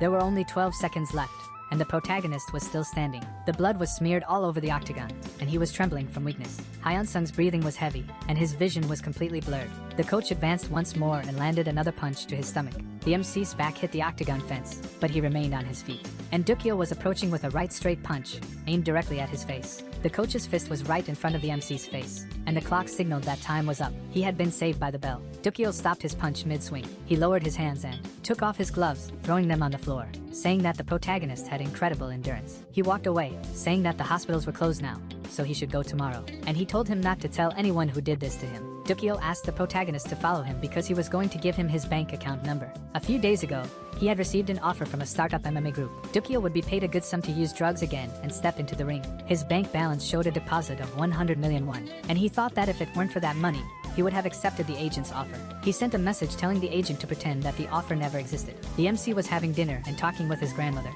explaining that he had a disagreement with his classmates, but he would sort it out soon. But putting that aside, the protagonist asked her if they had a savings account, and Grandma said yes, she had been depositing 100k every month for 10 years. The MC said he had applied for an apartment from Youngjin Construction, so she should fill out the form. You never know, they might get selected. Grandma said that even if they got selected, they wouldn't be able to move in without the money. But the MC said that's only for those who lack knowledge. Nowadays, anyone can get a loan, so they wouldn't have trouble paying, even if they had to sell their current home. The old lady was impressed by the protagonist's knowledge and asked when her grandson had become a real estate expert, and he laughed. Go Champion would put the MC's grandmother on the selected list. He wanted to give her 100 million won, just like he did with Dukil, but that would make her ask too many questions. The way the protagonist was doing things, she wouldn't suspect a thing. He reminded her not to forget to fill out the form and went back to eating. The next day, Jinwoo was with Shin on the school rooftop, and the boy was praising the freshman, saying he was amazing. The bald-headed boy was confused, and Shin said he had heard everything from the freshman. Jinwoo was even more confused and asked what he meant by that, but Shin interrupted him, continuing to praise his actions. He had thought it would be hard for Jinwoo to beat up the MC, but he had hit him so hard that he couldn't even speak. Shin said he liked Jinwoo. From now on, Jinwoo should tell everyone that he was on Shin's side, and Shin invited him to hang out after school. Jinwoo had no idea what was going on, but he felt this was a great opportunity to make a good impression on Shin. He got excited and said Shin could call him if he needed anything. Shin said Jinwoo was really cool, and he gave a happy laugh. Jinwoo looked at the window beside him and noticed something strange. He saw that the protagonist was really beaten up and wondered what was wrong with him. Had he gotten into a fight outside of school after that day? Jinwoo finally understood. Shin thought it was him who had beaten up the MC, and since he was in that state, he probably wasn't that strong. Jinwoo got excited again and planned to destroy the MC to the point where he'd only be able to crawl on the ground, completely broken. Confident, the boy told a classmate to spread the word that anyone who spoke to or acted friendly with the MC would die at his hands. Back at the gym, Dukil explained to the MC that he needed to be in better physical condition. If he tired out quickly in a fight, his skills would be useless. The coach thought that if the MC was truly desperate, he would train, but if he gave up halfway, then he wouldn't teach him anything else. 2 hours a day, multiple sets of different exercises, to build up his endurance. He just had to endure a 2-hour workout. The MC was determined to do it. To defeat someone like Shin Yangmin, who had trained for years, he would have to endure that training as if it were nothing. And Shin was just the beginning. To expose the golden circle, he would have to defeat enemies much stronger than him. The coach continued to be impressed with Hyun-sung. He was enduring the training, even after 2 hours. His willpower was beyond the norm. It wasn't just 2 hours of training. It was 2 hours of hellish training that pushes you beyond your limits. So he had potential for that method. Dukil approaches and says that after being expelled from the rings, he sought ways to improve without illegal methods, so his students would have a chance. From now on, the coach would incorporate that into his training. If he could keep up, he'd have enough strength to bring anyone to their knees. A week later, the rain is pouring outside the school. and the MC is sitting at his desk, reading. Someone approaches him and knocks on his desk. A boy sits in front of him and says that he doesn't think this is fair. Everyone was being biased against him, even though the MC hadn't done anything wrong. The boy's name is Kim Saiwoo, and he's a freshman in the protagonist's class. Hyun-sung looks at the boy, and he continues to talk. The MC was a little different from how he remembered him, so he hesitated to approach. But he didn't want to isolate the protagonist just for that reason. The protagonist asks what he's talking about, what he meant by isolate him. Saiwoo is surprised and asks if he hadn't noticed that he was being isolated. The MC confirms that he hadn't noticed and asks Saiwoo to explain. He then asks if the MC didn't know that Jin-woo was threatening the freshman. Anyone who got close to Hyun-sung was sworn to death by Jin-woo. The MC then asks why he was there, and Saiwoo protests, saying they've been close since elementary school. He wouldn't stay quiet seeing the MC suffer. Hyun-sung had forgotten about Saiwoo, and his memories come back. Park Min-cheol is beating up the MC, and Saiwoo arrives, yelling for them to leave him alone. In his past life, Saiwoo had protected the MC when he found out he was being bullied. The MC had even gotten a taste of freedom after that, even if it was for a short time. The problem was that Park Min-cheol and his gang shifted their target from the MC to Kim Saiwoo and started attacking him. And after being beaten to the point where his leg was broken, Kim Saiwoo stopped talking to the MC. After that, when the MC was in a vegetative state, Saiwoo was by his bedside, asking for forgiveness for not protecting him until the end. He thought he was brave, but when things got tough, he became powerless. But if there were another life after this, he would never abandon him. The MC removes Saiwoo's hand, which was on his shoulder, saying no, and the boy is confused. Hyun-sung finishes the sentence by telling him not to act like they were friends. Still holding Saiwoo's arm, he tells him to act the same way everyone else is acting because he, Hyun-sung, knew how to take care of himself. The boy tries to protest, saying he doesn't understand the seriousness of the situation. The school bell starts ringing, and Saiwoo says they'll talk later. Before walking away, the boy says one more thing. He's going to do what he wants to do. He won't leave Hyun-sung alone. He'll come back during the next break. The protagonist has no idea what awaits him in the future, how many wounds and pains he'll still have to endure in this fight against the Golden Circle. But nothing good would come from Saiwoo getting involved. He'll end up miserable, just like in the other life. All relationships beyond family, all good relationships needed to be completely severed. It's impossible for the MC to cut ties with his family, but he can't drag others into the mud with him. The teacher tells the students not to forget their homework, and the protagonist is sitting at his desk, thinking of a way to get rid of Saiwoo. Class ends, and the boy doesn't show up. The MC wonders if he gave up and found a better option, so he wouldn't have trouble convincing Saiwoo to leave him alone. Someone says that Saiwoo is in trouble, and another student asks why, and gets the response that Jin-woo took him somewhere at that moment. The extra asks if they shouldn't tell the teachers, but the other says it's better to leave it alone than to suffer retaliation. The MC hears everything. Hyun-sung hears the students say it's not like Jin-woo is going to kill the other boy, so he starts running out of the classroom in search of his friend. Jin-woo calls for Saiwoo and says he had warned everyone not to approach Hyun-sung. Jin-woo approaches in a threatening manner and asks if Saiwoo hadn't heard or if he had lost his fear. Saiwoo asks who he was to say who he should or shouldn't talk to. He doesn't know why Jin-woo is threatening Hyun-sung, but they were friends. He makes a threat back and tells him to stop hiding and come at him, calling him a son of AB********H. The veins on Jinwoo's temples are bulging, and just as he is about to speak, something almost hits his face. A kick right to Jinwoo's chin is delivered by Saiwoo, and the bald guy falls backward, sitting down. Another student asks if the bald guy is okay, and Jinwoo yells, asking what they're looking at. They should go beat up that son of AB*******H Saiwoo, and the other students start to surround him. One of them, who is wearing a suit, tries to attack Saiwoo from behind, but he notices the movement and delivers a spinning kick backward, hitting the guy's face. Another one lunges at him, trying to hit him from the side, but Saiwoo punches him in the face while holding off the attack of a third student. The guy thinks Hyun-sung is going to be mad because he asked Saiwoo to stay away to protect him, but even so, he ended up in that situation. Saiwoo gets hit square in the face, but it doesn't knock him down. He prepares a punch, thinking he couldn't pretend not to see reality anymore, and launches an attack. In the boy's eyes, the MC was still his friend, even after becoming so irresponsible. He lands another punch and knocks down the guy wearing the suit. The protagonist has always been a friend to him, so he wouldn't give up protecting and defending Hyun-sung. He takes a kick to the chest, and the students close in on Saiwoo again. This time, he had no more chances. He falls toward Ji-woo, who asks him if he practiced taekwondo. The bald guy punches Saiwoo right in the chin, hitting him like a bomb. The bald guy says there are always idiots like him who think they're something just because they learned a little martial arts. Ji-woo prepares another blow and tries to push the boy back, saying he's going to send him to hell, but Saiwoo dodges. Then Ji-woo lands another punch right to his face, telling him he's screwed. From that day on, he would make sure Saiwoo and Hyun-sung's school life would be a complete hell while he keeps punching his face consecutively. In the morning class, during breaks, at lunch, and even after school, he would keep coming after them, so Sai would better be prepared. At that moment, the protagonist arrives behind the group of boys, kicking the door and startling everyone. They turn around to see who it is. Then, with the veins bulging even more on his face, he hears Hyunsung asking what he's doing. The protagonist then approaches the group of boys, extremely angry about the situation. Ji-woo drops Saiwa to the ground and says he was wondering who it was, then asks the protagonist if he had something to say to him. The protagonist thinks he was planning to deal with Ji-woo sometime later, but this was his chance to resolve it right away. Ji-woo was heavier than the MC, so he wouldn't stand a chance against him without some kind of strategy. He needed to provoke him a little to gain an advantage. The protagonist then says that, yes, he has something to say. The boys said Ji-woo beat them up, and he wanted to confirm that. It was even funny to the protagonist to see the boys getting beaten up by a fat guy who only relied on his size and weight to win against them. This deeply irritates Ji-woo, who asks what kind of nonsense he's talking about. The protagonist, to provoke him even more, says that Ji-woo only managed to hit Saiwa because he had others there to beat the boy in his place. One of the students asks if he doesn't know his place, and another says he just wants to end up crippled like his friend. Ji-woo yells for everyone to step back, that he would take care of the protagonist. The provocation worked exactly as he wanted, making Ji-woo want to fight alone. The bald guy is quite hot-tempered and will rush at the protagonist without even thinking. That's exactly what Ji-woo was doing, and the MC was waiting for him with his guard up. He was only the group leader because of his muscles. The protagonist lands a punch on the bald guy's chin and thinks that his movements are very clumsy and full of openings. Ji-woo is confused about receiving such a precise punch, and the protagonist asks if that was all he had,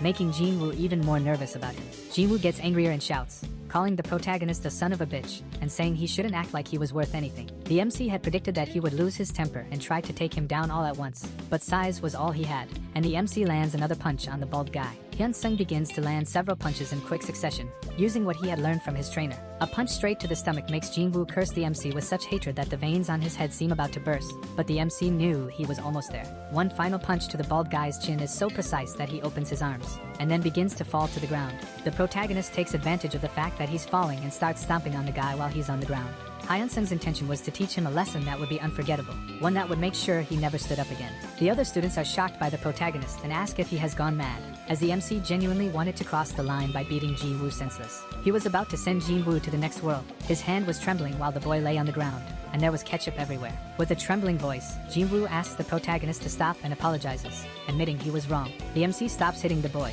who is already bleeding heavily, and asks if he was truly remorseful. Then he approaches the bald guy and grabs him by the shirt, ordering him to try and talk shit again. Wasn't he the one who said he had beaten the MC before? He orders Ji-woo to say it again, and the nearby students are increasingly worried and terrified.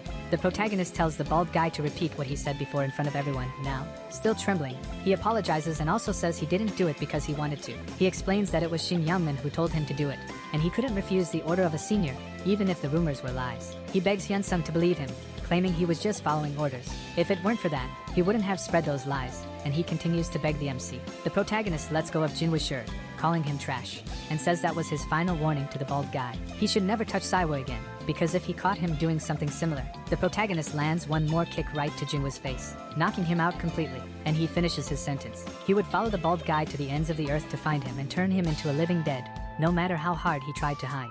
In the infirmary, the protagonist tells Saiwa that he had warned him to act like the other students. If he didn't want today's events to repeat themselves, he should stay out of the MC's business. But Saiwa says he saw him before passing out. He continues by saying that the MC is just like him. When he heard his friend was being dragged by Ji-woo, he ran to help him. Saiwa says he doesn't know what happened to him, but that wouldn't change the fact that they are friends. So, he shouldn't impose boundaries as if they were strangers. Even if something similar happens to him again, he would be there for the protagonist. Hyunsung pulls his arm away from Saiwa's hand and asks if he thought the fight against Park Minchio was just a mere coincidence. It wasn't them who started the fight, but the MC. He did it because they deserved to get beaten. Is everyone in this school a psychopath? All they talk about is sending others to the afterlife. Anyway, what happened here was just the beginning, and then he starts giving a speech. He first asks Saiwa if he knows what his goal is, and then immediately answers that he's going to destroy all the bullies in the school, even if it means giving up everything.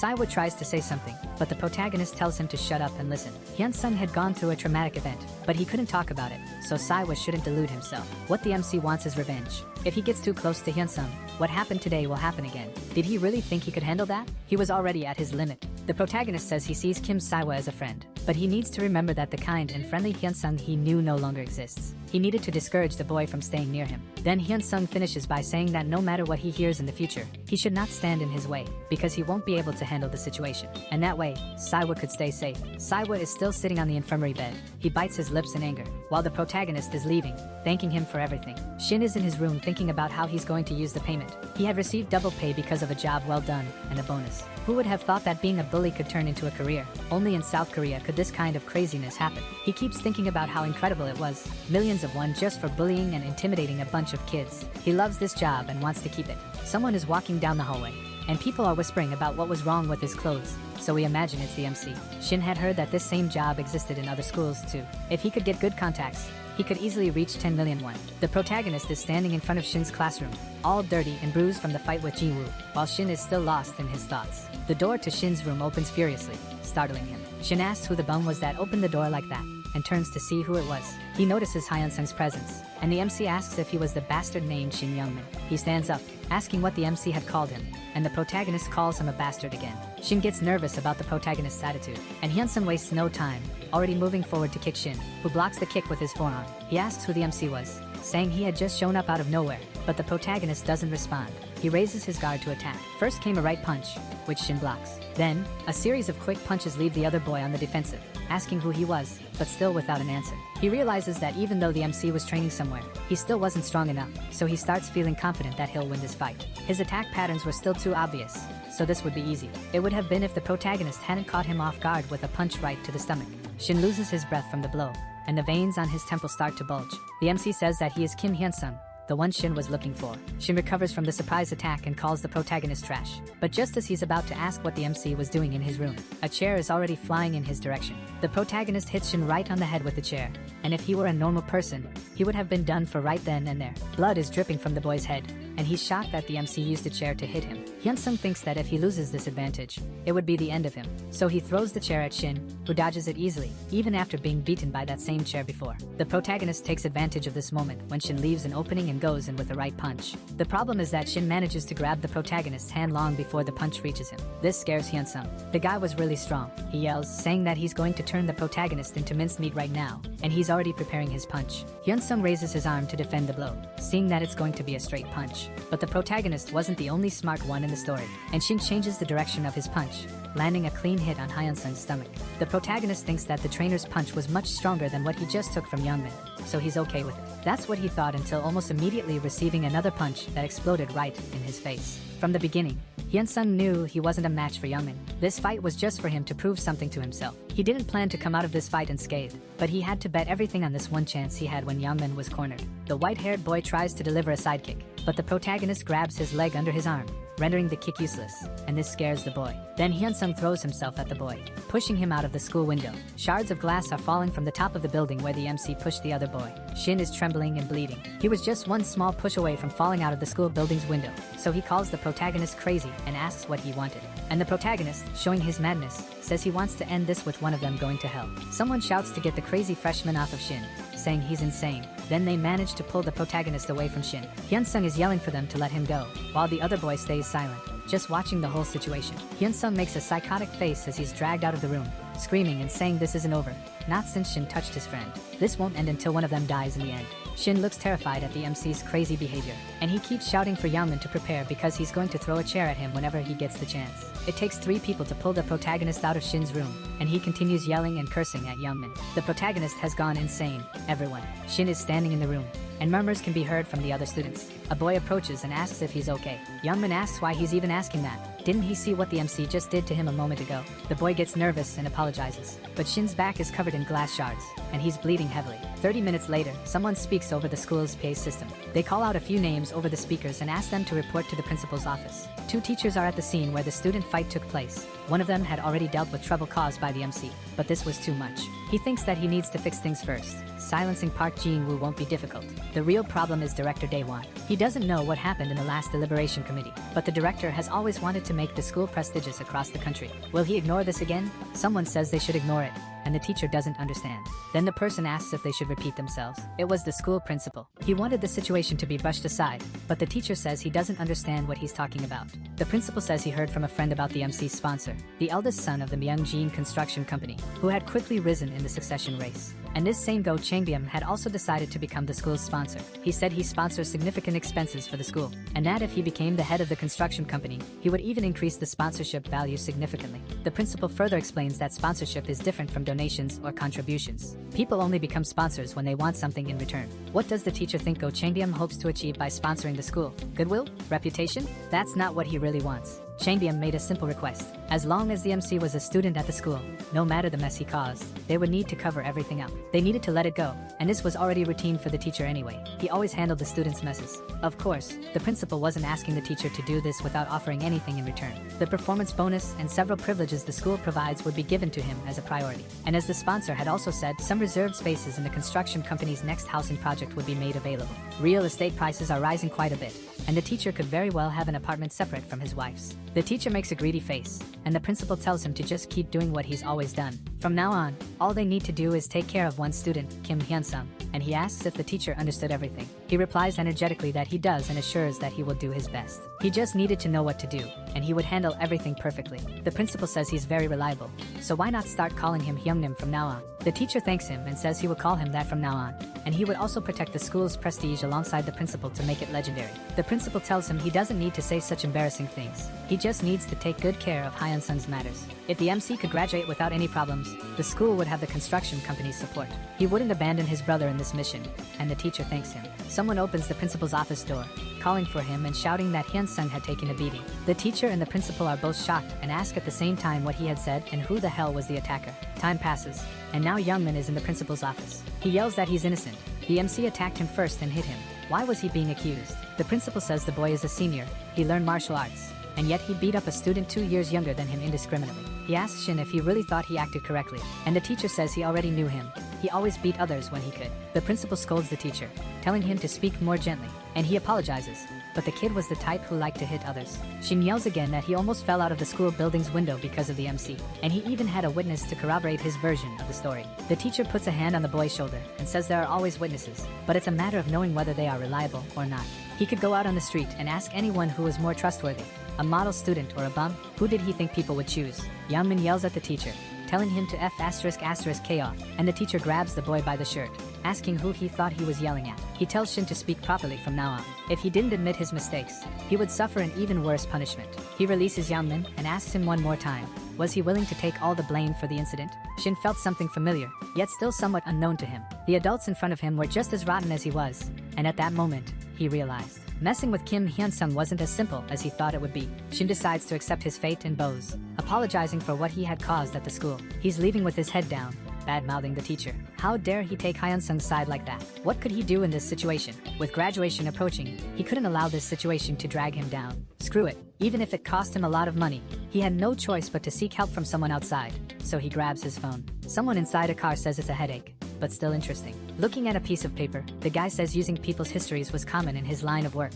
and he wonders why Myungjin Construction was involved. The paper was the MC's file, and the guy thinks about his attackers, who were all expelled from school, and how he has the support of the principal and teachers. The mercenary's failure would become his responsibility, as he was the dispatcher, and the Golden Circle doesn't tolerate mistakes, so he would have to handle it himself. His name was Gang Taegu, and he was a regional dispatcher on behalf of the Golden Circle. Taegu arrives at the school principal's office and introduces himself as Youngmin's uncle. He talks with the principal, saying that Youngmin had told him he was treated unfairly by the school staff, and asks for more details. He analyzes the principal's personality, and sees that he's not someone who takes risks. The principal says he's never treated students like that, and Taegu believes the principal is a coward who would bow to any situation that posed danger. Taegu comments on the incident involving the 4 students who were taken to the hospital by ambulance, and were later expelled from school. And Kim Hyun-sung, the other party involved in the incident, got off with a light punishment, which could be a police case. Was the principal giving special treatment to the student Kim Hyun-sung? If that was the case, he wouldn't take it lightly. The principal starts laughing, saying that's an interesting story.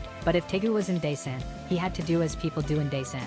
Considering the students' futures, they decided not to conduct an investigation and had already spoken with the police, so Taegu could do whatever he wanted. Taegu asks if the principal was really okay with that, as he was someone who always did what he said he would do. The principal then replies that he understood exactly what Taegu was getting at. Then he smiles and says that in Daesan, that kind of threat doesn't work at all. Taegu goes to the police station, and a police officer is taking note of his complaints. He explains that the incident involving the 4 students was a case of self-defense by the victim. Even though they were police officers, they could see how the events unfolded. Should they really end a student's life over this?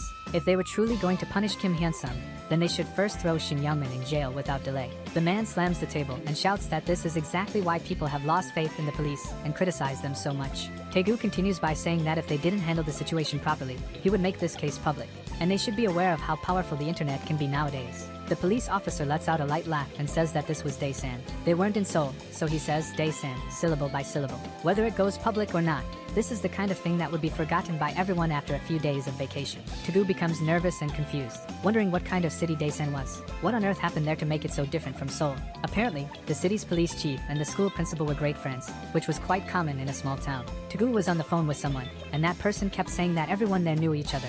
And the reason Daehwan was so confident was that he fully trusted the city's cartel. This city cartel was a pretty complex problem. If it were based solely on rights and interests, there would be room for someone to intervene in some way. But this cartel was tied to a local sentiment, a kind of territorial psychology, that completely excluded outsiders from participating in local affairs. Obviously, the public officials are on Daewon's side. Is this why people try so hard to stay in Seoul? Jobs in rural areas are easy, but because of this problem, no one wants to take them. Taegu lights a cigarette and thinks that if he fails this mission, no, that couldn't happen. The Golden Circle has never failed a mission, up until now. It wasn't an exaggeration to say that all its fame benefited from this fact.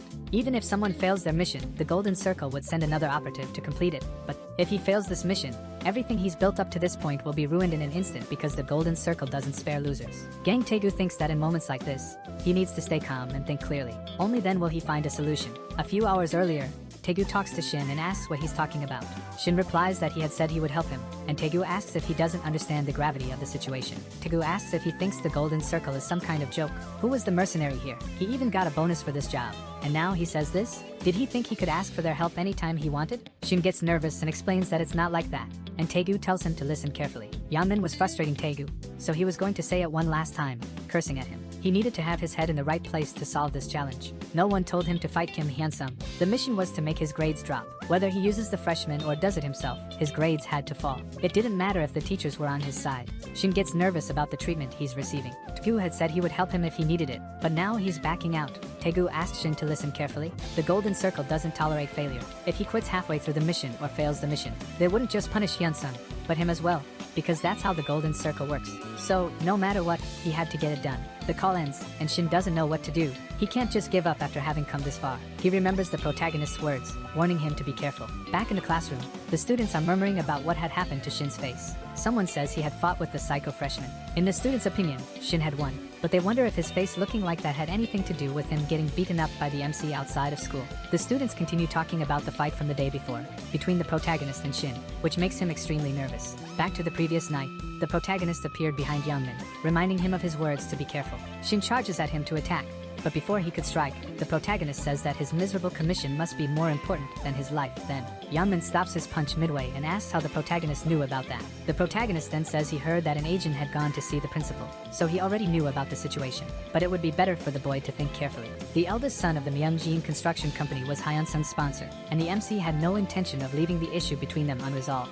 The protagonist says that this wouldn't end with a simple expulsion after messing with him. He was going to take Shin to court and make sure he was convicted. And when he got out of jail, the people from the construction company would be waiting for him, and those people would do everything they could to ruin him. In order to be treated like a person, he would be forced to leave Daesan, his hometown. But even if he did that, did he really think the protagonist would leave him alone? Shin gets nervous and calls Hyun-sung a lunatic, asking if he was trying to promote some kind of justice. The MC responds no, he only wants one thing. Shin falls to the ground and begins to beg the protagonist, but he is approaching with anger on his face. Hyun-sung only wanted the annihilation of all the bastards who messed with him. He grabs the boy by the shirt and tells him to choose whether he wants to attend school normally from now on. If he still wanted to be treated like a human in Daesan, he should endure everything his victims had to endure at his hands. The protagonist begins beating Yeonmin. He was already hurt, so the pain would be even greater than it already was at that moment. There were punches after punches to the head, the nose, and the face until the next day. Shin's face is completely smashed, and he is covered in bandages. He also thinks the MC isn't strong, and that he could easily dominate him. But the problem was those bastards who were supporting him. The other problem was that if he left Hyunsung alone,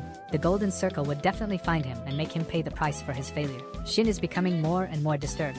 If the rumors are true, he will lose everything he has, and even if he gives up on the mission now, he's done for. Many feelings and thoughts are running through Youngmin's mind.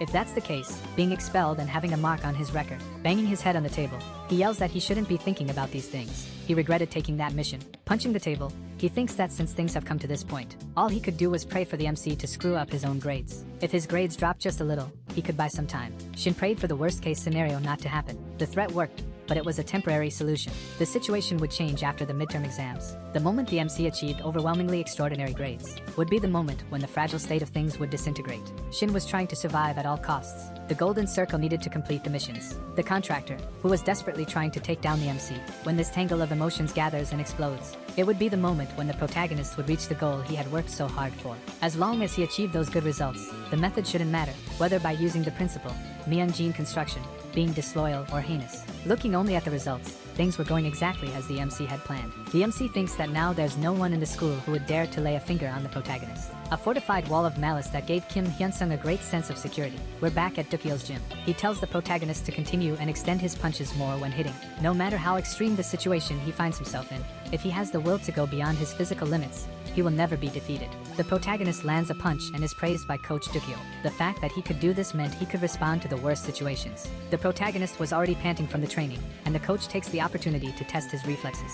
Dukyeol throws a right cross, but the protagonist ducks to dodge it. He moves quickly to get close to the coach. He lands a blow on Dukyeol. The coach had blocked it with a pad. He praises the protagonist's progress, saying it's very good, and ends the day's training. The boy had talent, in Dukyeol's eyes. The MC was using moves that the coach hadn't even taught him, so it must have been his hidden potential. He tells the protagonist to go home after cleaning everything up, as resting was just as important as training, and the MC agrees. If this deal weren't about money, he might have even told Hyunsung to try his luck and become a professional. The protagonist had been reprimanded for training more than necessary, but now he agrees with the coach that rest is also important. As he turns to say goodbye to the coach, someone says hello, and walks right past the protagonist. Kim Saiwa introduces himself and says he's there to enroll in the gym too. Will he become a vigilante alongside the protagonist? A few days ago, we see Saiwa lying in bed, wondering what had happened. It was as if the MC had become a completely different person. He used to smile, saying he would become successful and make his grandmother very happy. Why did things have to turn out this way? He remembers the MC's speech about his goal to crush all the bullies, even if it meant giving up everything in his life. Saiwa thinks that he was Hyunsung's closest friend and yet hadn't noticed this change, so he wonders what he should do. Someone shouts Saiwa's name,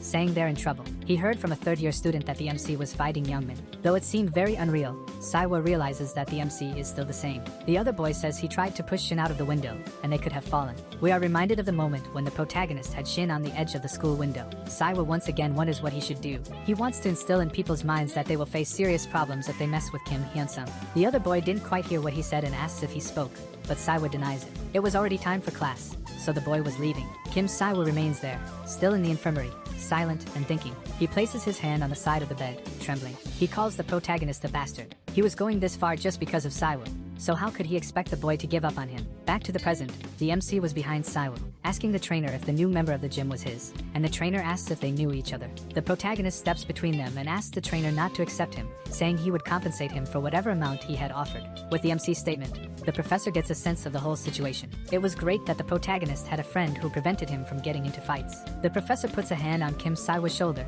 and says that the decision to accept someone into his gym was solely his. He leads the boy into the gym and tells the MC to go home. The trainer asks if he wants to help the MC, and Saiwa confirms that he does. He asks if the boy is aware of Hyunsung's plans, and Saiwa says yes. This was pretty intense, and it had been a long time since he had accepted new members into the gym. Dukyeol asks if he thinks this is a gangster gym. He couldn't accept the boy and would kick the MC out if he could. Saiwa says he understands. He shows his injuries and explains that he got them while fighting the bullies who were after Hyunsung. Dukyeol is shocked by the severity of the violence inside the boys' school.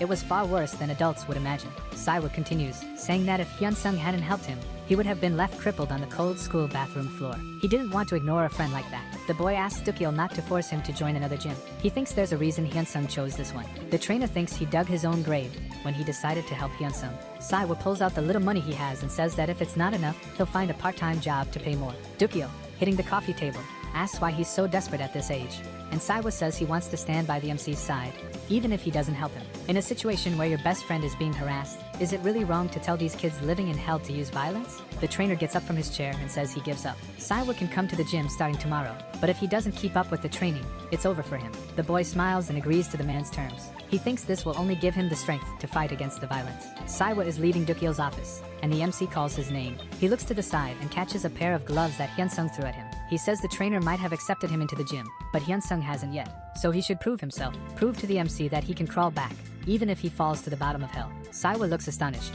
and the protagonist says he wants to see how much he can endure with his pathetic sense of friendship. The boy is putting on his gloves, and the MC asks if he knows that what he's trying to do won't help their future at all. The protagonist is adjusting his gloves and asks what Saiwa expects to achieve by getting involved in this mess. Some nonsense about friendship? Hyunsung raises his fist and says that he might end up dead or in jail for the rest of his life if he fights every day. Can he handle that? Saiwa says he knows, and that's why he wants to do this alongside the protagonist. 2 is better than 1. The MC then says that he's been warned, and he shouldn't think of him as a friend, not even for a moment. Hyunsung moves towards Saiwa, who wasn't even guarding himself. The protagonist wants to end the friendship right there. He needs to dominate the fight. A very fast punch is coming toward the protagonist's face, and he's confused for a second, but he manages to block it as Saiwa says Hyunsung forgot that he used to be an athlete. The protagonist takes a more serious stance and says, "Okay, let's do this." Saiwa throws a kick, and the MC blocks it with his arm. He knows his friend wouldn't have gotten involved unless he was confident in his abilities. In the middle of the fight, Saiwa says that if it were one-on-one, he would have wiped the floor with Ji-woo. The protagonist realizes that Saiwa is really a good athlete. Back when he competed, he was known as Mr. Specialist, and always won gold in competitions. Unfortunately, he fought the son of the leader of Korea's Taekwondo Association and lost due to an unfair referee decision. After that, the boy decided to quit Taekwondo. To him, it had all been in vain, but his determination never truly disappeared. The scene shifts back to the present, and Saiwa is lying on the ground in the octagon. The protagonist approaches and asks if he knew there was a technique in MMA called the catch kick, and that he could hit his opponent while they were on the ground. He starts punching Saiwa in the face while he's still on the ground and yells for him to accept defeat. Memories flash back, and we see the protagonist as a child defending a crying Saiwa. The MC shouts for Saiwa to give up while throwing punch after punch, which the boy desperately tries to block. Child Hyunsung was smiling, even though he was all bruised. Saiwa yells, "No," saying he will never give up on the MC. He throws a right punch straight, but the protagonist dodges it easily and counters with a direct hit to Saiwa's nose, shouting for him to beg. The protagonist prepares another punch and tells Saiwa to beg him to stop. He hits the boy and exclaims for him to beg. Saiwa is badly beaten, but he smiles. The protagonist is holding him by the shirt, and Saiwa starts laughing. Hyunsung looks at him, and sitting beside him, he puts his hands on his face and calls the boy crazy. He asks why Saiwa was doing this, saying he had already done enough for their friendship, and Saiwa replies that he just can't forget the old memories. He suffered every day. Even if he did nothing, he still got beaten by other boys. He couldn't do that to the grandparents who raised him. But one day, the protagonist had appeared in his life. It might have meant nothing to Hyunsung, but Saiwa can't forget what he had done. Why was Saiwa doing this? Because he knows the MC hadn't done anything wrong. And why should he ignore him if they were friends? Couldn't he just do what he wanted? After all, it was his life. Quitting Taekwondo and staying friends with the MC were his decisions. The protagonist wonders why Saiwa isn't giving up, and someone enters the octagon. The door opens, and Dukyeol walks in, telling them to stop fighting and start training with him. He bets he can get them to the top of the UFL. The coach is impressed with the potential of both boys. They could endure the beatings even without his lessons. So what was going on? When he was a UFL fighter, he encountered many promising talents, but none as talented as Kim Saiwa at that age. Hyunsung, on the other hand, is blessed with extremely sharp mental presence and perception, allowing him to take advantage of opponents' weaknesses. If Kim Saiwa was destined for success among professionals, Hyunsung was destined to be someone who climbs to the top. The protagonist was trembling slightly, and the coach continues. Due to the agreement he had with Hyunsung, he had avoided talking about this, but the talent of these two was too good to waste. The MC had said he was planning to do things that wouldn't be useful for his future, so why not leave school and dedicate himself to martial arts? Although Dukyeol's name had faded from Korea's spotlight, he still had many connections. He could help the MC reach the top. Hyunsung asks the trainer why he became a fighter, and he responds that it was because he liked fighting. The MC says that's why he can't accept that offer. The MC wasn't interested in fighting. The pain he felt in fights made him want to quit. He only wanted to achieve his dream and would die if he couldn't. The trainer still tries to argue with him, but Hyunsung interrupts, telling him to think carefully because the decision was Dukyeol's. If the trainer thought differently from him, they could cancel the deal right there, and each would go their separate ways, but Dukyeol shouldn't interfere. Then the MC leaves. Saiwa runs after the protagonist and calls out to him. The MC tells him that from now on, he should think twice before speaking. He asks if Saiwa was truly confident that he wouldn't regret doing this to him, and Saiwa responds that he won't. The MC says he won't stop him, but there would be some conditions. First, he must train with him every day, and if he can't keep up, Hyun-sung will abandon him. The second is that he can only get involved in fights he can handle. If it's someone he can't beat or there are legal problems, he must stay away. Saiwood feels apprehensive, and the MC asks if he can't do that. He says he can but thinks that he isn't sure of the firmness in the MC's words. There was still a third condition. From now on, he would receive a monthly sponsorship from Yeonjin Construction, and he cannot refuse it. Otherwise, their partnership ends right there. The MC also tells Saiwood to study hard so that one day he can leave this hell better off than others, as if nothing had happened. Then he walks away. All of this was for a greater good, the MC thinks. This way, he could change Saiwood's future too, not just the state of things. Hyun-sung returns home and asks his brother, Hyunjin, what he's doing, and his brother greets him. Hyunjin was watching a baker's game and was excited for them to reach the finals, and the MC says he's going to prepare dinner. In the MC's previous life, he remembers that the team his brother cheered for dramatically made it to the finals. He didn't tell the protagonist, but he knows his brother would love to see the finals live. Despite liking games, Hyunjin never asked Hyun-sung for a computer and never complained, even when he couldn't go out to play. His grandmother, Hyunjin, and Kim Saiwood. The MC decided that he would improve his life so that the people he loved wouldn't have to suffer because of his decisions. It didn't matter if it was Shin Youngmin or the Golden Circle. The protagonist would destroy anyone who got in his way. The MC's brother says he wants a lot of sausage for dinner, and Hyun-sung agrees. The protagonist's phone vibrates, and it's a message from his trainer. He agreed to keep the original deal between them and apologizes for getting greedy for a moment. He wouldn't mention anything more about them becoming professionals, but he also says that if the MC changed his mind, to let him know. The MC stays silent and thoughtful. A few weeks later, the day of the midterms arrived. These exams were a test for young people who hadn't yet been socially accepted to prove their worth. The teacher is explaining the exam rules while the students receive their tests and pass the remaining ones to their classmates. The MC looks at the exam and thinks that he needs to score excellently on this test. Otherwise, his plan would fail before it even started. Even though he didn't need good grades and already had concrete evidence of the Golden Circle's actions, the MC was determined to destroy them completely. A mere exposure wouldn't have the desired effect for the protagonist. The people truly involved would hide, and the case would quickly be forgotten. If he wanted to expose the true force behind the circle, he would need to attack and crush their ego constantly, making them fail in their missions. Grades were a critical piece in this whole puzzle. A force as important as strength, and the past needed to fight violence. So this moment, in itself, was the true beginning of Hyun-sung's revenge. In his past life, the MC remembers watching a drama about a student who was bad at studying but went back in time and became the top student of the year. The creators are discussing the character going back to school time only 10 years after graduating, so that could be a plot hole. It's not possible for an idiot in a past life to become the top student in the country just because they went back in time, so they decided to do something else. They added elements to the MC's personality, such as persistent effort in his past life and an extraordinary intelligence, surpassing any other character. A tear falls on the protagonist's exam, and he remembers. He had studied a lot for that exam. He had worked really hard, and he remembered all the answers. The scene shifts to the past, where someone complains that the test was hard, and the teacher tells whoever spoke to shut up. It was at that moment the protagonist understood that the person called Kim Hyun-sung was still trapped in his school days, because even when he suffered, he studied non-stop, and he regretted his school life while he was in a coma. The memories of his life left a strong mark on his mind. We return to the present, and the MC thinks that he should never forget that. His desire for revenge against those bastards shaped who he is today. After the exams ended, the students gathered in the classrooms to correct their tests and see who got questions right or wrong. The protagonist is staring out the window, lost in thought, when a girl calls his name and asks if he wasn't correcting his test. Her name was Oh Hyeji, and she was in the same class as him. The protagonist says no. She asks why, and he responds with, "Why not?" He remembers her name and recalls that she was quite popular in his past life because of her beauty. She had confessed to the MC when they were freshmen, but he had rejected her because he didn't have the confidence to balance his studies with a relationship. Hyeji then suggests correcting the MC's tests. She kneels beside Hyun-sung, looking at his tests, and sees that he scored 100 in literature. The MC thinks there's no need to stop her from doing this. He realizes it's worth using her popularity to his advantage. He had also scored 100 in Korean history. Hyeji pauses for a moment to think.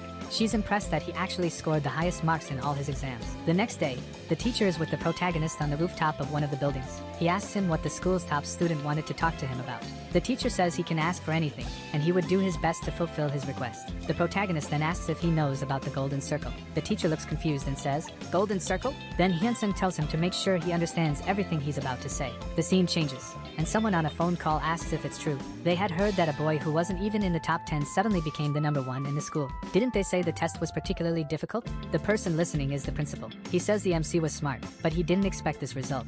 The person on the phone asks if the MC received any special privilege, but the principal says he wouldn't do anything so stupid that could tarnish the school's reputation. The voice says they'd like to know which prep school he's attending, and the teacher says he only studies at school.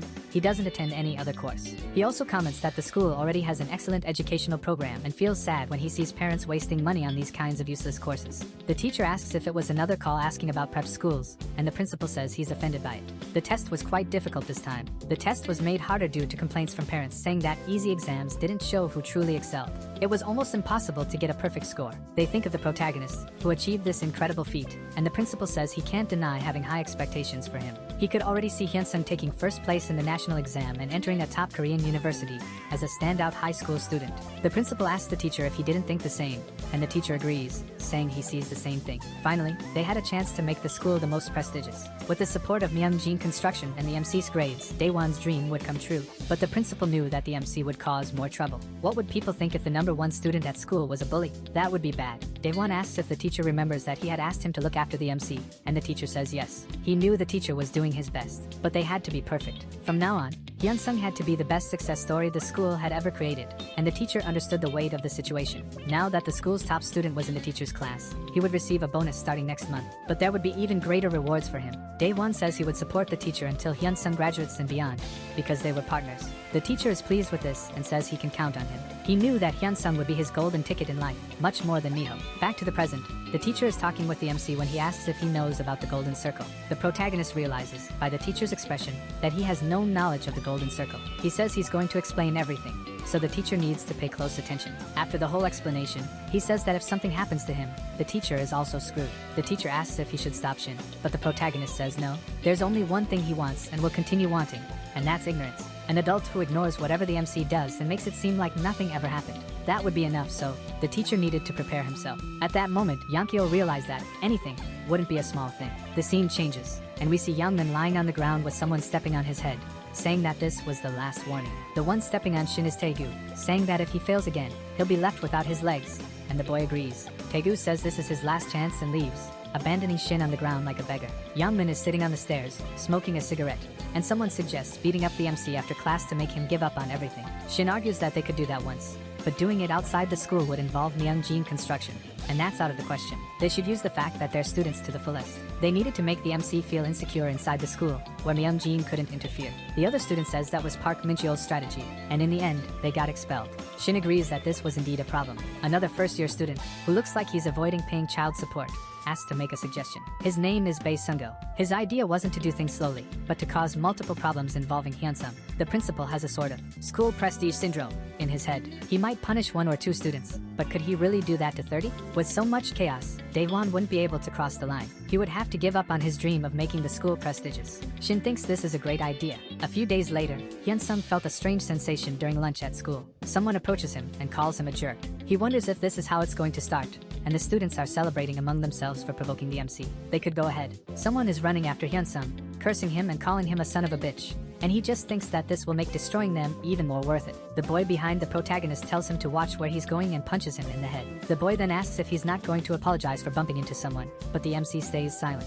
Another student asks if he's deaf, and a third one thinks he's mentally slow. At that, the protagonist looks back. Hyun-sung laughs and says, "So that's how it is." The boy was about to ask what he was going to say, but is caught off guard with a punch right to his face. The protagonist quickly attacks the second student, clawing his face with his hands, and punches the third boy. The one with the scratched face is on his knees, crying, about to speak, but the MC interrupts him. He kicks the boy in the chin, causing him to fall backward, and he orders them to tell their boss that he shouldn't try to outthink him, but should attack with everything he's got.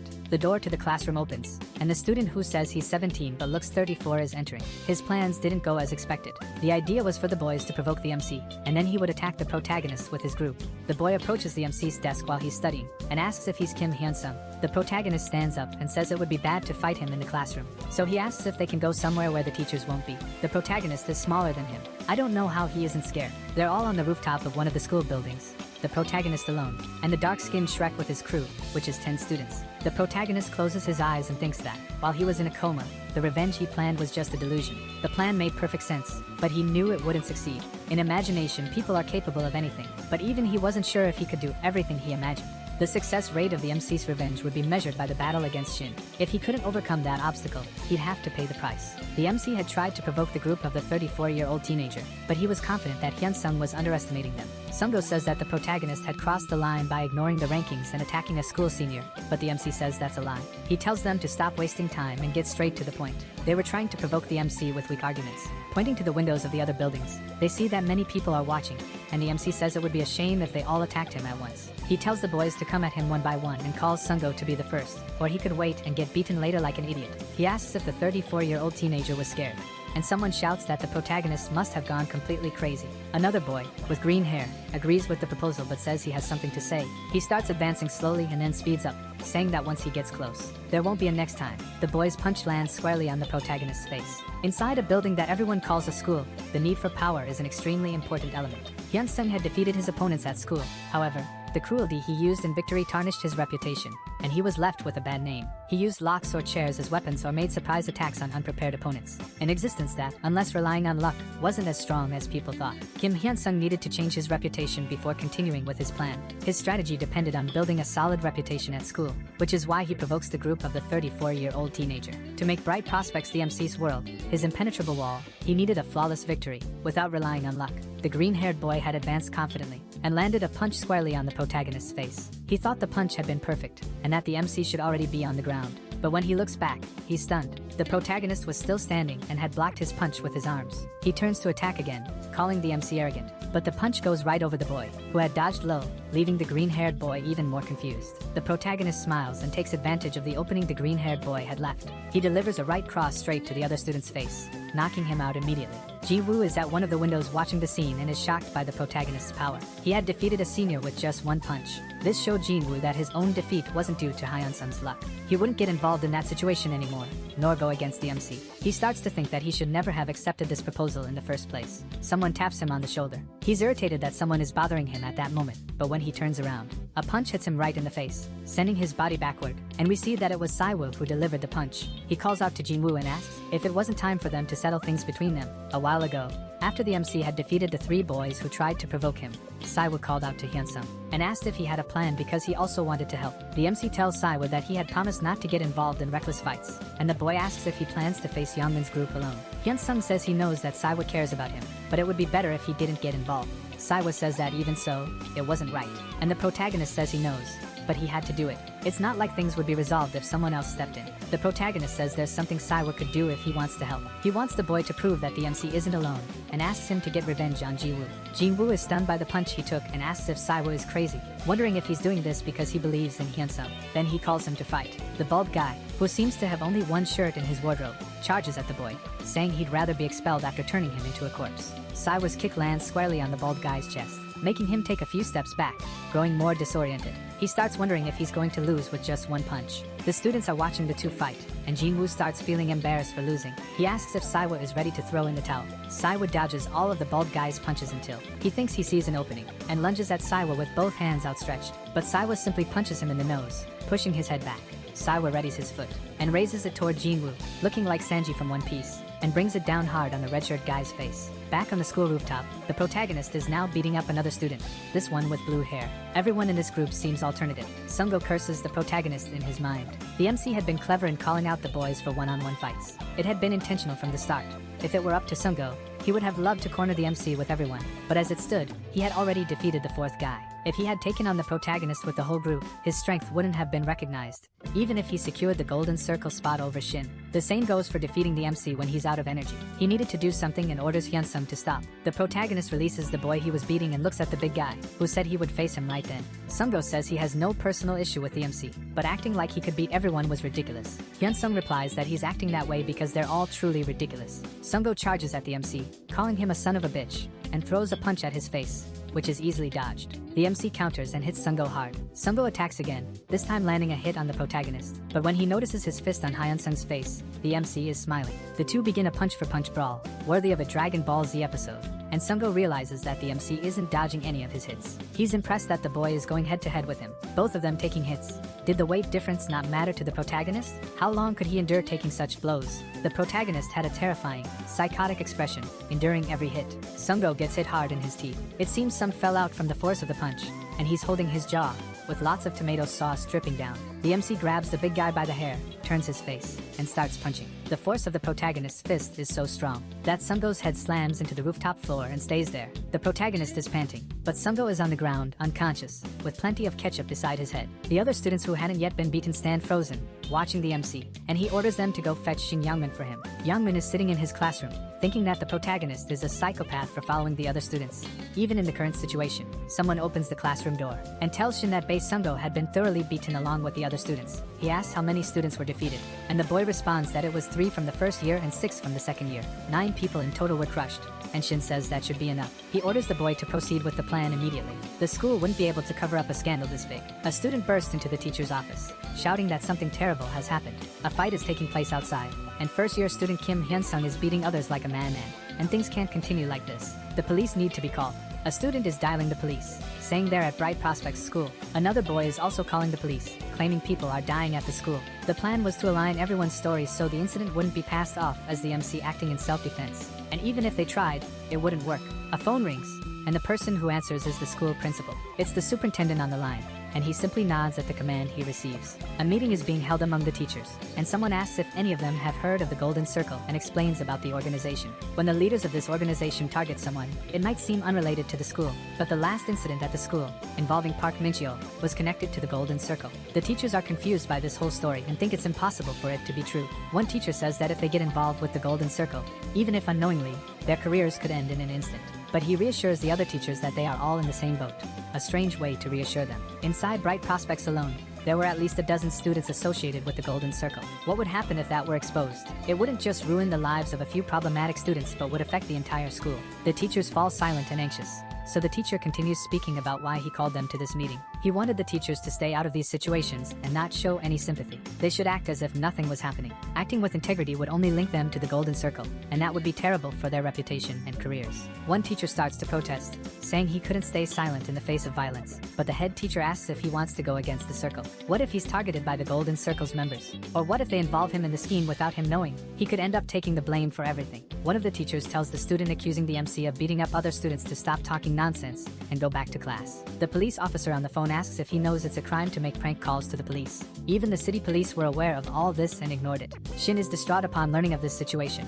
The teachers were acting as if they knew nothing. Weren't the adults supposed to be in control and take responsibility? Shin rushes out, thinking that he doesn't care how this situation will end. He's going to tear Kim Hyun-sung apart with his own hands. Shin's phone rings, he takes it out of his pocket, and he's stunned by what he sees on the screen. The scene changes, and we're in a commercial building. Someone is smoking a cigarette and asking if they know who he is. The owner of the place says he knows it's Go Changbyum, the eldest son of Myungjin Construction, and asks what brings him to a simple loan shark like him. Changbyum says he's thinking about putting his name on some projects he's recently started. The loan shark is amazed and realizes that this is a huge opportunity. If he's associated with Myungjin Construction, he could achieve a lot. He asks what the man wants from them, and Changbyum replies that it's simple. He just wants the contract of someone named Shin Min-suk. That alone would be enough for him. The call Shin saw was from his father, and he's shouting at him, asking what he's doing. Shin asks what the old man wants. He tells Shin to stay away from the MC because if he does anything to the boy, their lives will be ruined forever. If he doesn't want the loan sharks in the city to kill his father, he shouldn't even think about harming Hyun-sung. Shin stares at the phone, growing more desperate, unable to understand how his father had been tracked down, but now Shin was cornered. The voice on the phone changes and greets Youngmin, introducing himself as Go Changbyum. He tells Youngmin to listen carefully. His house was marked, something his father had been trying to avoid, but they were still deeply in debt. Those debts would be passed on to Youngmin. Changbyum asks if he plans to renounce his inheritance, and whether the loan sharks would care about that. Shin was totally screwed, but if he wanted to survive somehow, he'd have to let the MC beat him until he got tired. Could he do that? Shin asks if this wasn't cowardice on their part, and Changbyum says that there's no such thing in a fight. The one who wins is king. End of story. Shin had better be careful not to say anything foolish. We're back on the rooftop, and someone is approaching. The protagonist looks and says that he finally came. The other students notice Youngmin's presence. Hyun-sung asks what he's doing and calls him to start the fight. Shin remembers Changbyum's threats if he hurt the MC, but he's so nervous that he loses control and charges at Hyun-sung, calling him a son of AB*********H. Shin was about to land a punch on the protagonist's face, but he wonders if the MC wouldn't dodge the blow. The two lock eyes and a foot moves to the side, and the protagonist dodges Youngmin's punch, saying he should have received the call from Changbyum. The protagonist counterattacks, hitting Youngmin's face with ease. He grabs the boy by the hair and asks if he wants the MC to let him win, then unleashes a series of punches to Shin's face, demanding to know why he had run toward the protagonist earlier. Hyunsung tells Yangmin to choose, kneel like an idiot or risk his life out of pride. He had to make a choice. Another punch from the protagonist lands on Youngmin's face. Youngmin gets furious and starts cursing the protagonist. Then he lands a hit on the MC's chest. Shin's attack was completely anticipated. If there hadn't been a crowd, he might have held back. But for a 19-year-old delinquent, it's hard to stay rational with an audience watching. Shin screams that he's going to destroy the protagonist and ruin his own life. He had participated in a few competitions, and videos of those fights were easy to find. While they were analyzing his fight videos with the trainer, they had noticed a few flaws in his movements. And Shin's first mistake was that, when he gets agitated, he ends up exposing his face. The protagonist once again lands several punches on Youngmin's face. Now he could see everything. Hyunsung blocks a counterattack coming from the right using his arm. The MC delivers another punch to Youngmin's face because he has the bad habit of lowering his guard. Shin's second mistake was that, whenever he wanted to finish a fight, he would go for a big move. And since he puts all his energy into one single attack, this created the perfect moment to counter. Due to the opening Youngmin left for the protagonist, he takes a direct punch to the chin, from below, throwing the senior off balance. Youngmin falls backward onto the ground, ketchup splattering from his mouth. The spectators ask if the MC had won, but it wasn't over yet. When Shin realizes it, he sees that the protagonist had applied an arm lock to his arm. He begs the protagonist to wait, and pleads with him to stop what he's about to do. But Hyunsung is smiling sadistically. At that moment, we hear the sound of Youngmin's arm breaking, and people feel nauseated at the scene. That was the perfect victory. The protagonist walks away, ordering everyone to step aside while Shin lies on the ground. The MC had proven himself to the other students. The principal thanks the superintendent over the phone, and says he will see him in the near future. The principal opens the curtain to his window and looks outside, telling the superintendent he can feel free to get excited. The protagonist is leaving the school rooftop, and when he opens the door, Saiwa is waiting for him inside. He asks the MC if he's okay, and Hyunsung asks if he's okay too. Saiwa says yes, and that he won the fight, and the protagonist says it must not have been easy. Saiwa asks what he's going to do. There were too many witnesses, and while it was good to defeat Youngmin, destroying his arm was too much. The protagonist interrupts him, saying he doesn't need to worry, only if it becomes a problem, and the teacher is approaching in the hallway. Hyunsung glances to the side and comments on what he discovered when fighting Park Min-cheol's gang. The teacher walks past them, heading toward Shin, and the protagonist says that the world doesn't side with the weak. The teacher looks desperately at Youngmin's condition. This situation was too complicated to fix. He couldn't just be a bystander in this. Either he helped the MC graduate, or everyone there would be doomed. Shin had a broken arm and asked to go to the hospital. The teacher then tells Shin that he didn't break his arm in a fight with Hyunsung. He fell down the stairs. If he or any other student even mentions Kim Hyunsung's name at the hospital, he'll reveal all the things Shin has done, and then they'll all be screwed. Shin becomes enraged and yells at the man, asking how he could act like that. He was supposed to prioritize the student's safety as a teacher. The man interrupts, calling him an idiot, and reminds him that he used to cover up his messes in the past. When Shin was the one being favored, he never gave the teacher any lip, and the man was still the same person. Shin shouldn't forget his words. He should never forget that the man really does what he says he'll do. The scene shifts, and we see Taegu, seemingly sweating. He is on his knees on the ground, with two men holding his arms behind his back, while a third man says he's going to continue with something. Taegu pleads for one more chance, saying he would get it done, even if he had to stab the MC. The man asks if Taegu doesn't know the basics of this business. They had to satisfy the client by making school violence seem natural. Was he going to overstep and compromise the client's confidentiality? How did he think the Golden Circle maintained these relationships? By keeping secrets with a perfect success rate. That's how they did it. The man knees Taegu in the face, asking what kind of nonsense he was talking about. Taegu is released by the two men holding him and falls to the ground like a sack of trash. The men who beat him up comment that Kim Hyunsung wasn't an easy target. He was doing his best to survive, but in the end, he was just a frog trapped in a well. The leader of the group was named Young Chansu. A week later, Shin's phone receives a message. It's from the protagonist, saying that if he reveals his boss's name, he'll leave him alone. Youngmin doesn't know who his boss is, so he can't tell Hyunsung. He's also surprised that the MC already knew he had been discharged from the hospital. Shin realizes that the message says if he reveals who the boss is, the MC will stop bothering him, and this makes him very apprehensive. The MC won't stop. He doesn't know what to do first, but decides to head home and think about the best solution later. Taegu also sent a message that simply says, "Commission terminated," which scares the boy.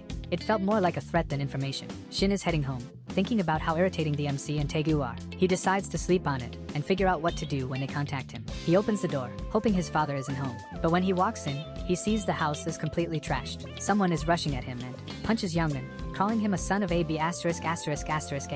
It was his father. His father asks what happened to their house, and his father says he had told him not to lay a finger on Hyunsung, that everything would be fine as long as Youngmin didn't mess with him. His father is crying, saying that he had ruined everything. Even if he had to live as a cripple, he shouldn't have crossed the line. He says that nothing they had was free. Even though he had been a terrible father, he did his best to support them, but Yangmin had ruined it all. Yangmin's father is on his knees in front of him, screaming that he had ruined everything. Yangmin is distraught seeing his father like that and starts to deny it. This couldn't be true. He takes a step back and steps on a bottle, which causes him to fall backward, landing on the floor. His phone drops to the side, and someone is calling him. The number is unknown, and then we flash back to the past. Shin is kneeling before the protagonist, begging for forgiveness, saying he shouldn't have crossed the line or accepted the Golden Circle's job. He says that if he had known, he would have told the protagonist who their boss was and even helped with the revenge. But he really didn't know who it was. The dispatcher had also disappeared after sending a message saying the commission was terminated, and Shin continues to beg for one last chance. The MC asks why he should give him one, and at that moment, Yangmin feels both confused and terrified.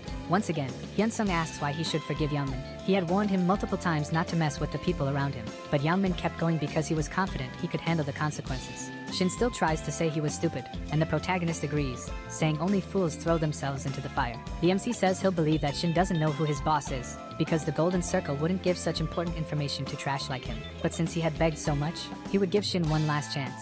The boy, emotional, asks if he's serious, and the MC tells him to endure for a month. If he proves how serious he is by enduring for a month, the MC will forgive him, and Shin, crying and trembling, asks what he would need to endure for a month. The protagonist then says that he'll find out soon enough. The next day, Yangmin is in the school cafeteria, and the other students start talking about him. Had he learned his lesson after getting beaten up by a freshman? A background character says he deserved what happened for being so arrogant, thinking he was the strongest. But when Yangmin turns to face the boys, they turn their backs, intimidated. Shin grabs a chair and sits down, wondering if this was what Hyunsung meant when he said he needed to endure for a month. This was nothing, just 1 month, and all that humiliation could be over. If he started acting after a month, Shin was beginning to plan when he noticed a strange student staring at him. It was one of the boys he used to bully. Shin thinks the world must be a better place for that kid now, for him to dare stare at him like that. He only needed to endure for 1 more month, then he could graduate high school and start a new life. Shin was peacefully eating his lunch when someone approached him from behind. The same boy who had been staring at him was now standing beside him, and threw a carton of milk on Yangmin's head. Shin looked at the boy with hatred in his eyes and called him a bastard, and the boy asked if he knew Hyunsung. With a contemptuous expression, the boy said that, according to Hyunsung, he could do this to Shin, and asked what he thought about that. Flashback to a few days earlier. The protagonist is in front of his class giving a speech about how much he hates Shin Yangmin. His school life had turned into hell because of that bully, but he would never be in the position he is now if he hadn't learned how to defend himself. So, from that moment on, he wanted to make Shin pay for what he had done. He wanted the boy to be punished for everything he had done up to now. From now on, students could do whatever they wanted to Yangmin, because he would never fight back, even if they spit on him or hit him on the head. But of course, he wasn't going to force anyone to do it. The MC says this while looking to the side, and his gaze meets that of a boy, and he says they could choose whether to do it or not, but if no one participated, Shin would have a peaceful life until the day he graduated, as if he had never existed at Bright Prospects. So, if anyone there hated Shin Yangmin and thought they would suffer forever from his past abuses, they should remember this. No one in the world will punish him for them. For the past 3 years, Han Myung-hun's life and story were pretty dull. Just because he made eye contact with Shin, he began to be bullied. That was the life of a toy. No one would care if it broke. In the boy's memories, Shin's crazy face told him to smile. And while waiting to graduate, he wondered one thing. Would Shin remember him after graduating? Would he realize what he did wrong? No, he would disappear from Shin's memory because he would never learn. He had to do something to ease the weight on his heart, which was badly hurt. The boy realizes that Hyunsung was right when he said he could do anything to Shin. He wasn't reacting or fighting back, just like what had happened when he was the one being bullied. The boy punches Shin in the head, and it seems like he had some strength. Shin apparently felt the pain. The boy starts mocking him, asking if he was angry about getting hit by a nobody like him, but there was nothing he could do, and the boy was enjoying it. Some girls see this from afar and are impressed by Myung-hun's actions, realizing that Shin really wasn't fighting back. The strange boy even spits in Shin's food, right in front of him. He starts asking Yangmin if he remembered doing the same thing to him, if he remembered what he had said to him on that occasion. He leans into Shin's ear and says, "Enjoy your meal, you bastard." Shin was doing his best not to respond to the provocation. What Myung-hun did was just the beginning. Shin was in the hallway, and there were 2 people behind him. They started mocking him, saying they thought it was Shin Yangmin, while he walked away without reacting. He keeps walking, wondering if the boys there had no shame, as they were hiding behind the school's juniors. Someone sticks out their foot for Shin to trip over. He falls, and some students laugh, while the one who tripped him says that was Shin Yangmin's favorite trick. He continues trying not to react, even when they throw a soda can at his back. But it wasn't easy. He looks back and sees a group of students staring at him. On his desk are several post-it notes mocking him. His classmates were too cowardly to say those things to his face. Youngmin wonders if he should just give up on everything and kill them all right then. But he remembers the protagonist's face, and that makes him stop thinking about it immediately. 1 month, he only needed to endure all that humiliation for 1 month until Hyun-sung would leave him alone for good. In another room, the protagonist was sitting. He thought that beating Youngmin could give him some clues about who was behind all of this. He really didn't know who the employer was, and even the broker had disappeared after sending a message saying, "Commission terminated." Based on the clues the MC had gathered, the employer was in a class similar to his and rich enough to hire the Golden Circle. If he kept narrowing down the list, he might eventually find some suspects, but he still didn't know who it was. Anyway, he shouldn't rush this because the Golden Circle would appear again. Until then, he had to focus on his new target. Several students were stomping on poor Youngmin. He tried to ask for help but was ignored, even by the teachers. The protagonist saw this and thought that even the teachers at this school were despicable for not even attempting to help a student being beaten. But thanks to this, Youngmin was practically defeated for good. Shin tried to get up, but his whole body trembled with weakness. He received a new message from the MC, proposing a new game, and if he accepted, all this harassment would end until he graduated. He accepted immediately. Upon seeing Youngmin's response, the protagonist had a terrifyingly happy expression, thinking he had him now. Shin stomped on a few cigarettes. He was standing in front of a store, wondering if he was doing the right thing, but it was still better than enduring that humiliation for a month. He put a mask over his face and said, "Screw it," adjusting a hood over his head. The store clerk was none other than Park Min-cheo, who greeted Shin, not knowing it was him. And Shin approached as the boy asked if he wanted to buy cigarettes. Youngmin grabbed Park Min-cheo by the hair and slammed his head into the counter with all the force he could muster. Min-cheo was completely confused by this action and asked if this was a robbery, but Youngmin didn't bother to answer and punched him in the face. He grabbed the boy by the collar, and when he looked, he recognized that it was Shin attacking him. Sometime later, Park Min-cheo was with the other 2 members of his gang, who had also been beaten by Shin, and he said he was sure it was him. Min-cheo mentioned that he had heard the protagonist had broken Shin's arm not long ago, and the guy who attacked them had a cast on his right arm. One of the boys asked why Shin would attack them and if they should report him, but Min-cheo said Shin was crazy, and it could get worse for them. Min-cheo said the best option was to pretend they had bad luck with the attack and forget about it, and the other 2 boys agreed with the suggestion. Someone arrives at the spot where the 3 are gathered and says it's great to see them all there. It was Shin Youngmin, with a frightening expression, calling them errand boys. They asked what Shin was doing there, and he asked why they were hiding if they knew it was him who attacked them. They asked why he did it, and he replied that he didn't want to, but Hyun-sung knew his weakness, and said that if he showed them what hell was for a month, he would be forgiven. The boys were confused by what he had said, and he asked if they didn't know what that meant. At that moment, he charged at them, and apologizing for having to make them go through hell in his place, he began beating them in every possible way. The first to take a hit was the one with slick back hair. I swear I don't remember his name. Then, saying it was all their fault, Park Min-cheo took a punch right to the face. The third one, the muscular one of the gang, told Youngmin to screw off and charged at him. He wasn't going to let this slide and get beaten for nothing. The big guy asked what they had done so wrong and tackled Youngmin, hitting him right in his broken arm. Shin, who apparently didn't feel any pain, made a psychotic face and asked what he had said. The big guy was scared. Youngmin didn't even flinch from the attack, and he asked if they really didn't know what they had done wrong. He punched the big guy, saying that if they had done their job right, he wouldn't have ended up like this, throwing another punch square in the boy's face. Grabbing the boy by the hair, Shin asks how he dared to bark at him, and asks if he forgot who he was. Kneeing the boy in the nose, he shouts that he is Shin Youngmin. The boy falls backward, with ketchup splattering from all his orifices, and passes out. Shin was sweating and panting after delivering this free beatdown. He screams at the 3 to die already, but someone is behind him, and a blade pierces through his body. It's Park Min-cheo, telling Shin to go to hell. He says Youngmin shouldn't have crossed the line, the blade protruding from the boy's chest like a chestburster from Alien. Ketchup was dripping onto the floor, and Min-cheo screamed that Shin was the real reason they were all screwed, so why was he blaming the others? Shin falls to his knees, calling Park Min-cheo a lunatic. He's holding his chest, trying to stop the bleeding, and he finally realizes what the MC's true goal was as he collapses on the ground alongside the 2 others he had beaten. It was mutual destruction for everyone there. Lying on the ground, Youngmin says they were all screwed. Hyun-sung just made them choose who would be the most screwed among them. The next day, the students are talking about the events of the previous night. Shin was stabbed, and the main suspect was Park Min-cheo. Min-cheo would be sent to juvenile detention, but it wouldn't be counted as a criminal act on his record. They have no idea what really caused all the commotion between the 4 boys. But something was odd about it. Everyone had pled guilty and asked to go to juvenile detention as quickly as possible, eager to leave Daesan. The MC is on a call with someone who says that Miho's family sold all their properties and moved out of the condominium where they lived. They had left Daesan completely and moved to Gyeonggi-do, and Miho was preparing to be admitted to a public school. The protagonist says Miho was treated differently because he was rich. He should have at least gone to detention too, and Changbyeom says he can put him there if the MC wants. The protagonist tells Changbyeom to leave him alone, and Changbyeom asks why. He wants to give Miho time to forget who he was, and when he thinks everything is fine, that's when he'll experience his greatest despair. Chambyum finds this scary. The MC says he should send the others to prison as soon as they leave detention, and Chambyum says he never wants to be the MC's enemy. Chambyum takes a drag from his cigarette and asks how much longer he should stay there, working in construction. He's been working in a low position for a month, but there's still nothing. Chambyum says he's not patient enough to start from the bottom and climb to the top step by step, and the MC tells him to wait just a little longer. The man tries to protest, but the protagonist cuts him off,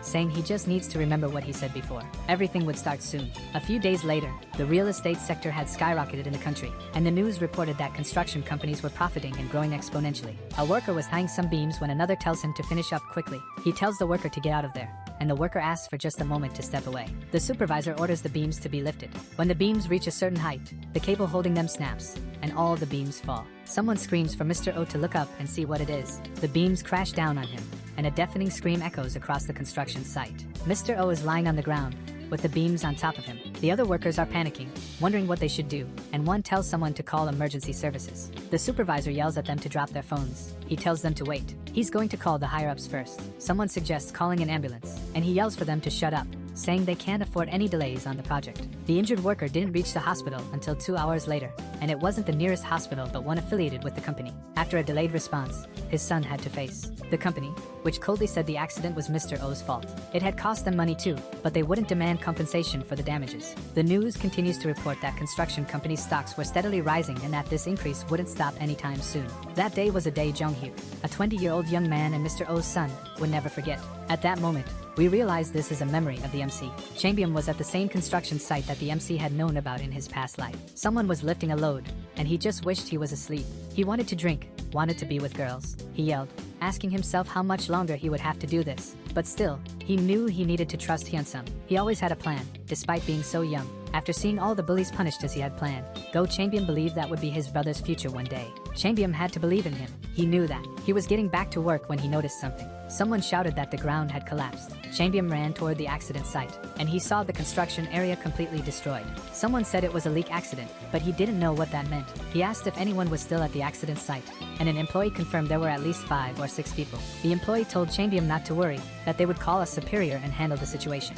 He wanted to keep it a secret, but Chambyum grabbed the man by the shirt and asked if that was really important. Chambyum was terrified by the accuracy of the MC's predictions. How much had he foreseen? The MC had told him there was only one thing to remember while there. If there was an accident, he should use his name to piece things together. He shouldn't think about the losses, only about what was best for those who were hurt. With that, Chambyum ordered them to call 911 and the rescue team. The employee refused, saying this wasn't about compensation but about who would cover the costs of delays in construction. Chambyum told him to call emergency services because he would take responsibility, not the employee. He asked if the employee thought it was funny to play with people's lives, then ordered him to call the rescue team and save those trapped in the accident. Chambyum waited for the rescue team. They said they would leave as soon as they received the emergency call. He wanted to remove the debris to make the rescue team's job easier, but they told him not to touch anything until the specialists arrived. The eldest son was nervous and told them to call again to hurry the team, as he would handle everything if any problems arose. More parts of the construction site began collapsing again, so the employees warned everyone to stay away. Chambyum asked why this had to happen, and an employee approached, asking if he didn't know why. He explained that there was no concrete in the rebar of the slab. They had removed the support before the concrete dried, causing the upper floor to collapse. Chambyum asked why they were only telling him this now, and the employee asked if he was okay. He was the eldest son of the construction company. Could he handle this accident? Chambyum said that handling it wasn't more important than the lives of those trapped in the accident, and this impressed the employee. He wanted to prioritize saving lives, so he ordered the employee to stop talking nonsense and call emergency services again. Madness works better when done as a group. The emergency team arrived and reported that it was all a miracle. Most of the workers had only minor injuries, and no one was in life-threatening condition. That was great news. His brother, who had arrived, said there was still a problem. Some online tabloids had already written articles about the accident, negatively affecting the company. He said he thought more articles would come since everything had turned into a mess, and there was nothing more they could do. Chambyum asked what they should do, then, and the employee didn't understand, so he repeated the question. The younger brother thought the elder had a plan, but he said he had only called emergency services to save the people, leaving the younger brother feeling cornered. Their father was calling Chambyum, and that made him nervous. He didn't want to answer the call, and the younger brother asked if he wasn't going to pick up, but Chambyum told him to mind his own business. The father kept calling. After a while, the calls stopped. Then, he took the opportunity to quickly call the MC. He ran while talking to Hyunsung, and the younger brother asked where he was going. The older brother's mistake was an opportunity for Chansuk, the younger brother. He yelled at the elder for not calling the higher-ups first. Several news outlets were already talking about the poor quality of the construction materials, and it was negatively impacting the company. Chan-suk said that people's lives were important, but what about their company? The losses would be immense if they kept dealing with this kind of issue. And if no one buys apartments anymore, would he take responsibility for that? Changbyeom may not have thought of it, but Chan-suk would clean up the mess. The father then asks if he had called all of Daesan for this. And besides calling 911, he even called reporters to report on this faster. He asks if the eldest son is going to take responsibility for it. The MC says the president prides himself on being a master in construction. But if an incident like this happens, how does Changbyeom think the man will react? No doubt he would try to intervene. So Changbyeom should just do what the father wants. That way, he wouldn't be able to step back and would keep moving forward. Changbyeom says he thinks they should tear down the building and rebuild it. This statement shocks the younger son and the father, and they ask, "What?" The father says he should at least have some common sense about the construction business. Most of their money comes from banks, and the interest increases every day. The father starts talking about the extra costs of building a new building and asks if he really thinks it's necessary, and Changbyeom confirms that he does. He may not know how to calculate the loss this would bring them, but what matters in the end is trust. The reputation of construction companies is in the gutter, with many articles talking about the poor quality of buildings. If they just repair it, no one will buy anything because of the news spreading, even if the loss would be less than starting another building. Changbyeom says that money shouldn't be the biggest concern right now, but rather their trust, which allows them to keep moving forward. Chan-suk says that trust is already demolished, and this haunts Changbyeom. The eldest son says that if they take responsibility for the accident in the first building and show they are striving for a perfect result, this would pave the way to gaining the customer's trust, even if it's not the easiest way. Chan-suk asks if he's some kind of idealist, and the father says that his eldest son had finally grown up. This accident happened outside the schedule, but that's fine. At that moment, President Myung-jin showed people his construction philosophy. The president says what frustrated him about the accident was that they made a basic mistake, like pouring concrete improperly. That was a mistake that should never have happened. Safety was their top priority for others, and nothing was more important than that. The president calls his eldest son by name and tells him he did a good job. He thought his son was living recklessly, but he was gradually maturing, just as he himself had matured when he was younger. Myung-jin Company is a business, but also a family enterprise that prioritizes the value of a home, so he should continue like this. That way, he would be fit to follow in the president's footsteps. This speech fills Chan-suk with anger. He didn't understand what was happening. A few days later, in a hospital, someone tells the wife of one of the workers that her husband's legs would need to be amputated, and she starts crying. Most people had minor injuries, but one needed surgery. The family was anxious but waiting for the construction company representatives to arrive. The woman says she doesn't feel able to talk to them and had heard that they wouldn't pay the hospital expenses, only offer compensation. The men arrive while the two family members are still discussing asking for a fair amount due to the workers' lost legs. They say they represent Myung-jin Construction and bow, offering sincere apologies for the accident that had occurred. Changbyeom tells the MC, over the phone, that his father told him to continue what the president had started, but now he doesn't know what to do.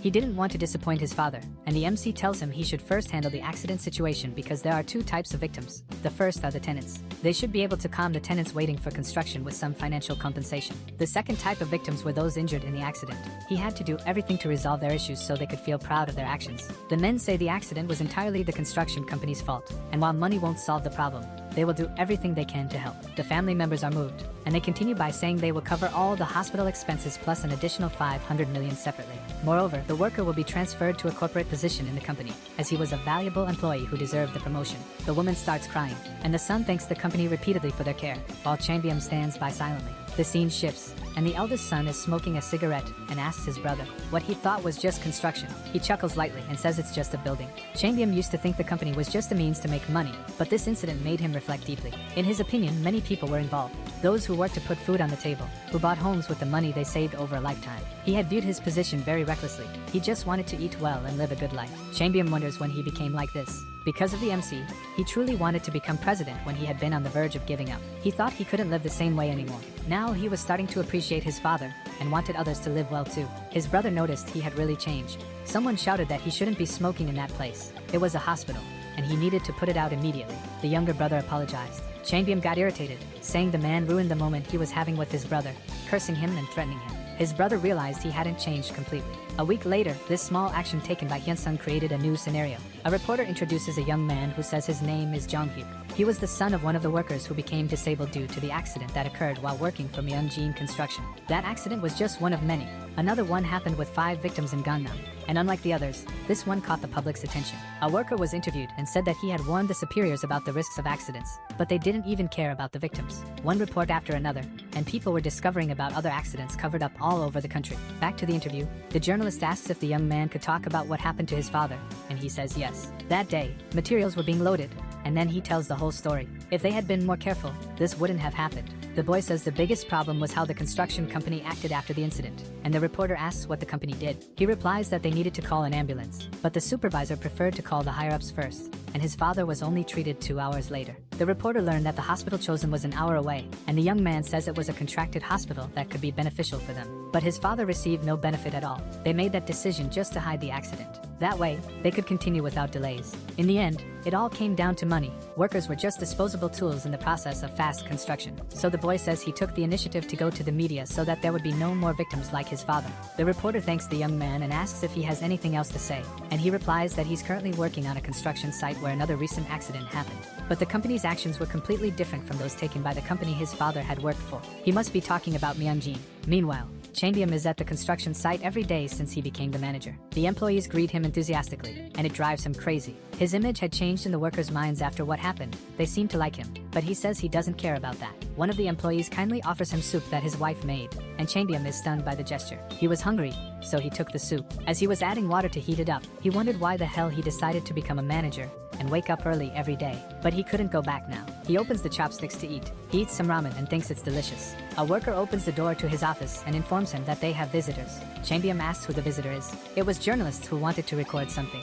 Changyum tells him to guide the journalists around the area because he was going to rest for a bit. But the worker says they wanted to interview him. Changyum asks why they wanted to interview him. Had he done something wrong? But the worker says he doesn't know. That night, at the Myunjin president's mansion, the news talks about the construction company's decision to rebuild the building, and another man says that while this error shouldn't have happened, the decision must have been difficult. Most construction companies use bank loans to build, and this decision must have caused significant losses, so it was truly unusual. It was a tough decision, and the one most responsible for it would be presented now. Go Changyum, the eldest son of Myunjin Construction. The wife of the man who lost his legs comments on the company's unexpected actions to help them even after everything that had happened. She was truly grateful that the accident had happened at Myunjin because there her husband had been recognized. The president was watching. The president turned up the volume as they spoke with Go Changyum, praising him for his quick response to the accident. They even mentioned how he had shouted that people's lives were the priority. Changyum seemed happy and embarrassed, but nodded at what they said. They went on to say that he had taken responsibility for the accident and suggested the reconstruction, asking why he made that decision. Changyum said he just did what his father had taught him because his father always said it wasn't about money, but about the family business for life. Our video ends here. If you enjoyed it, please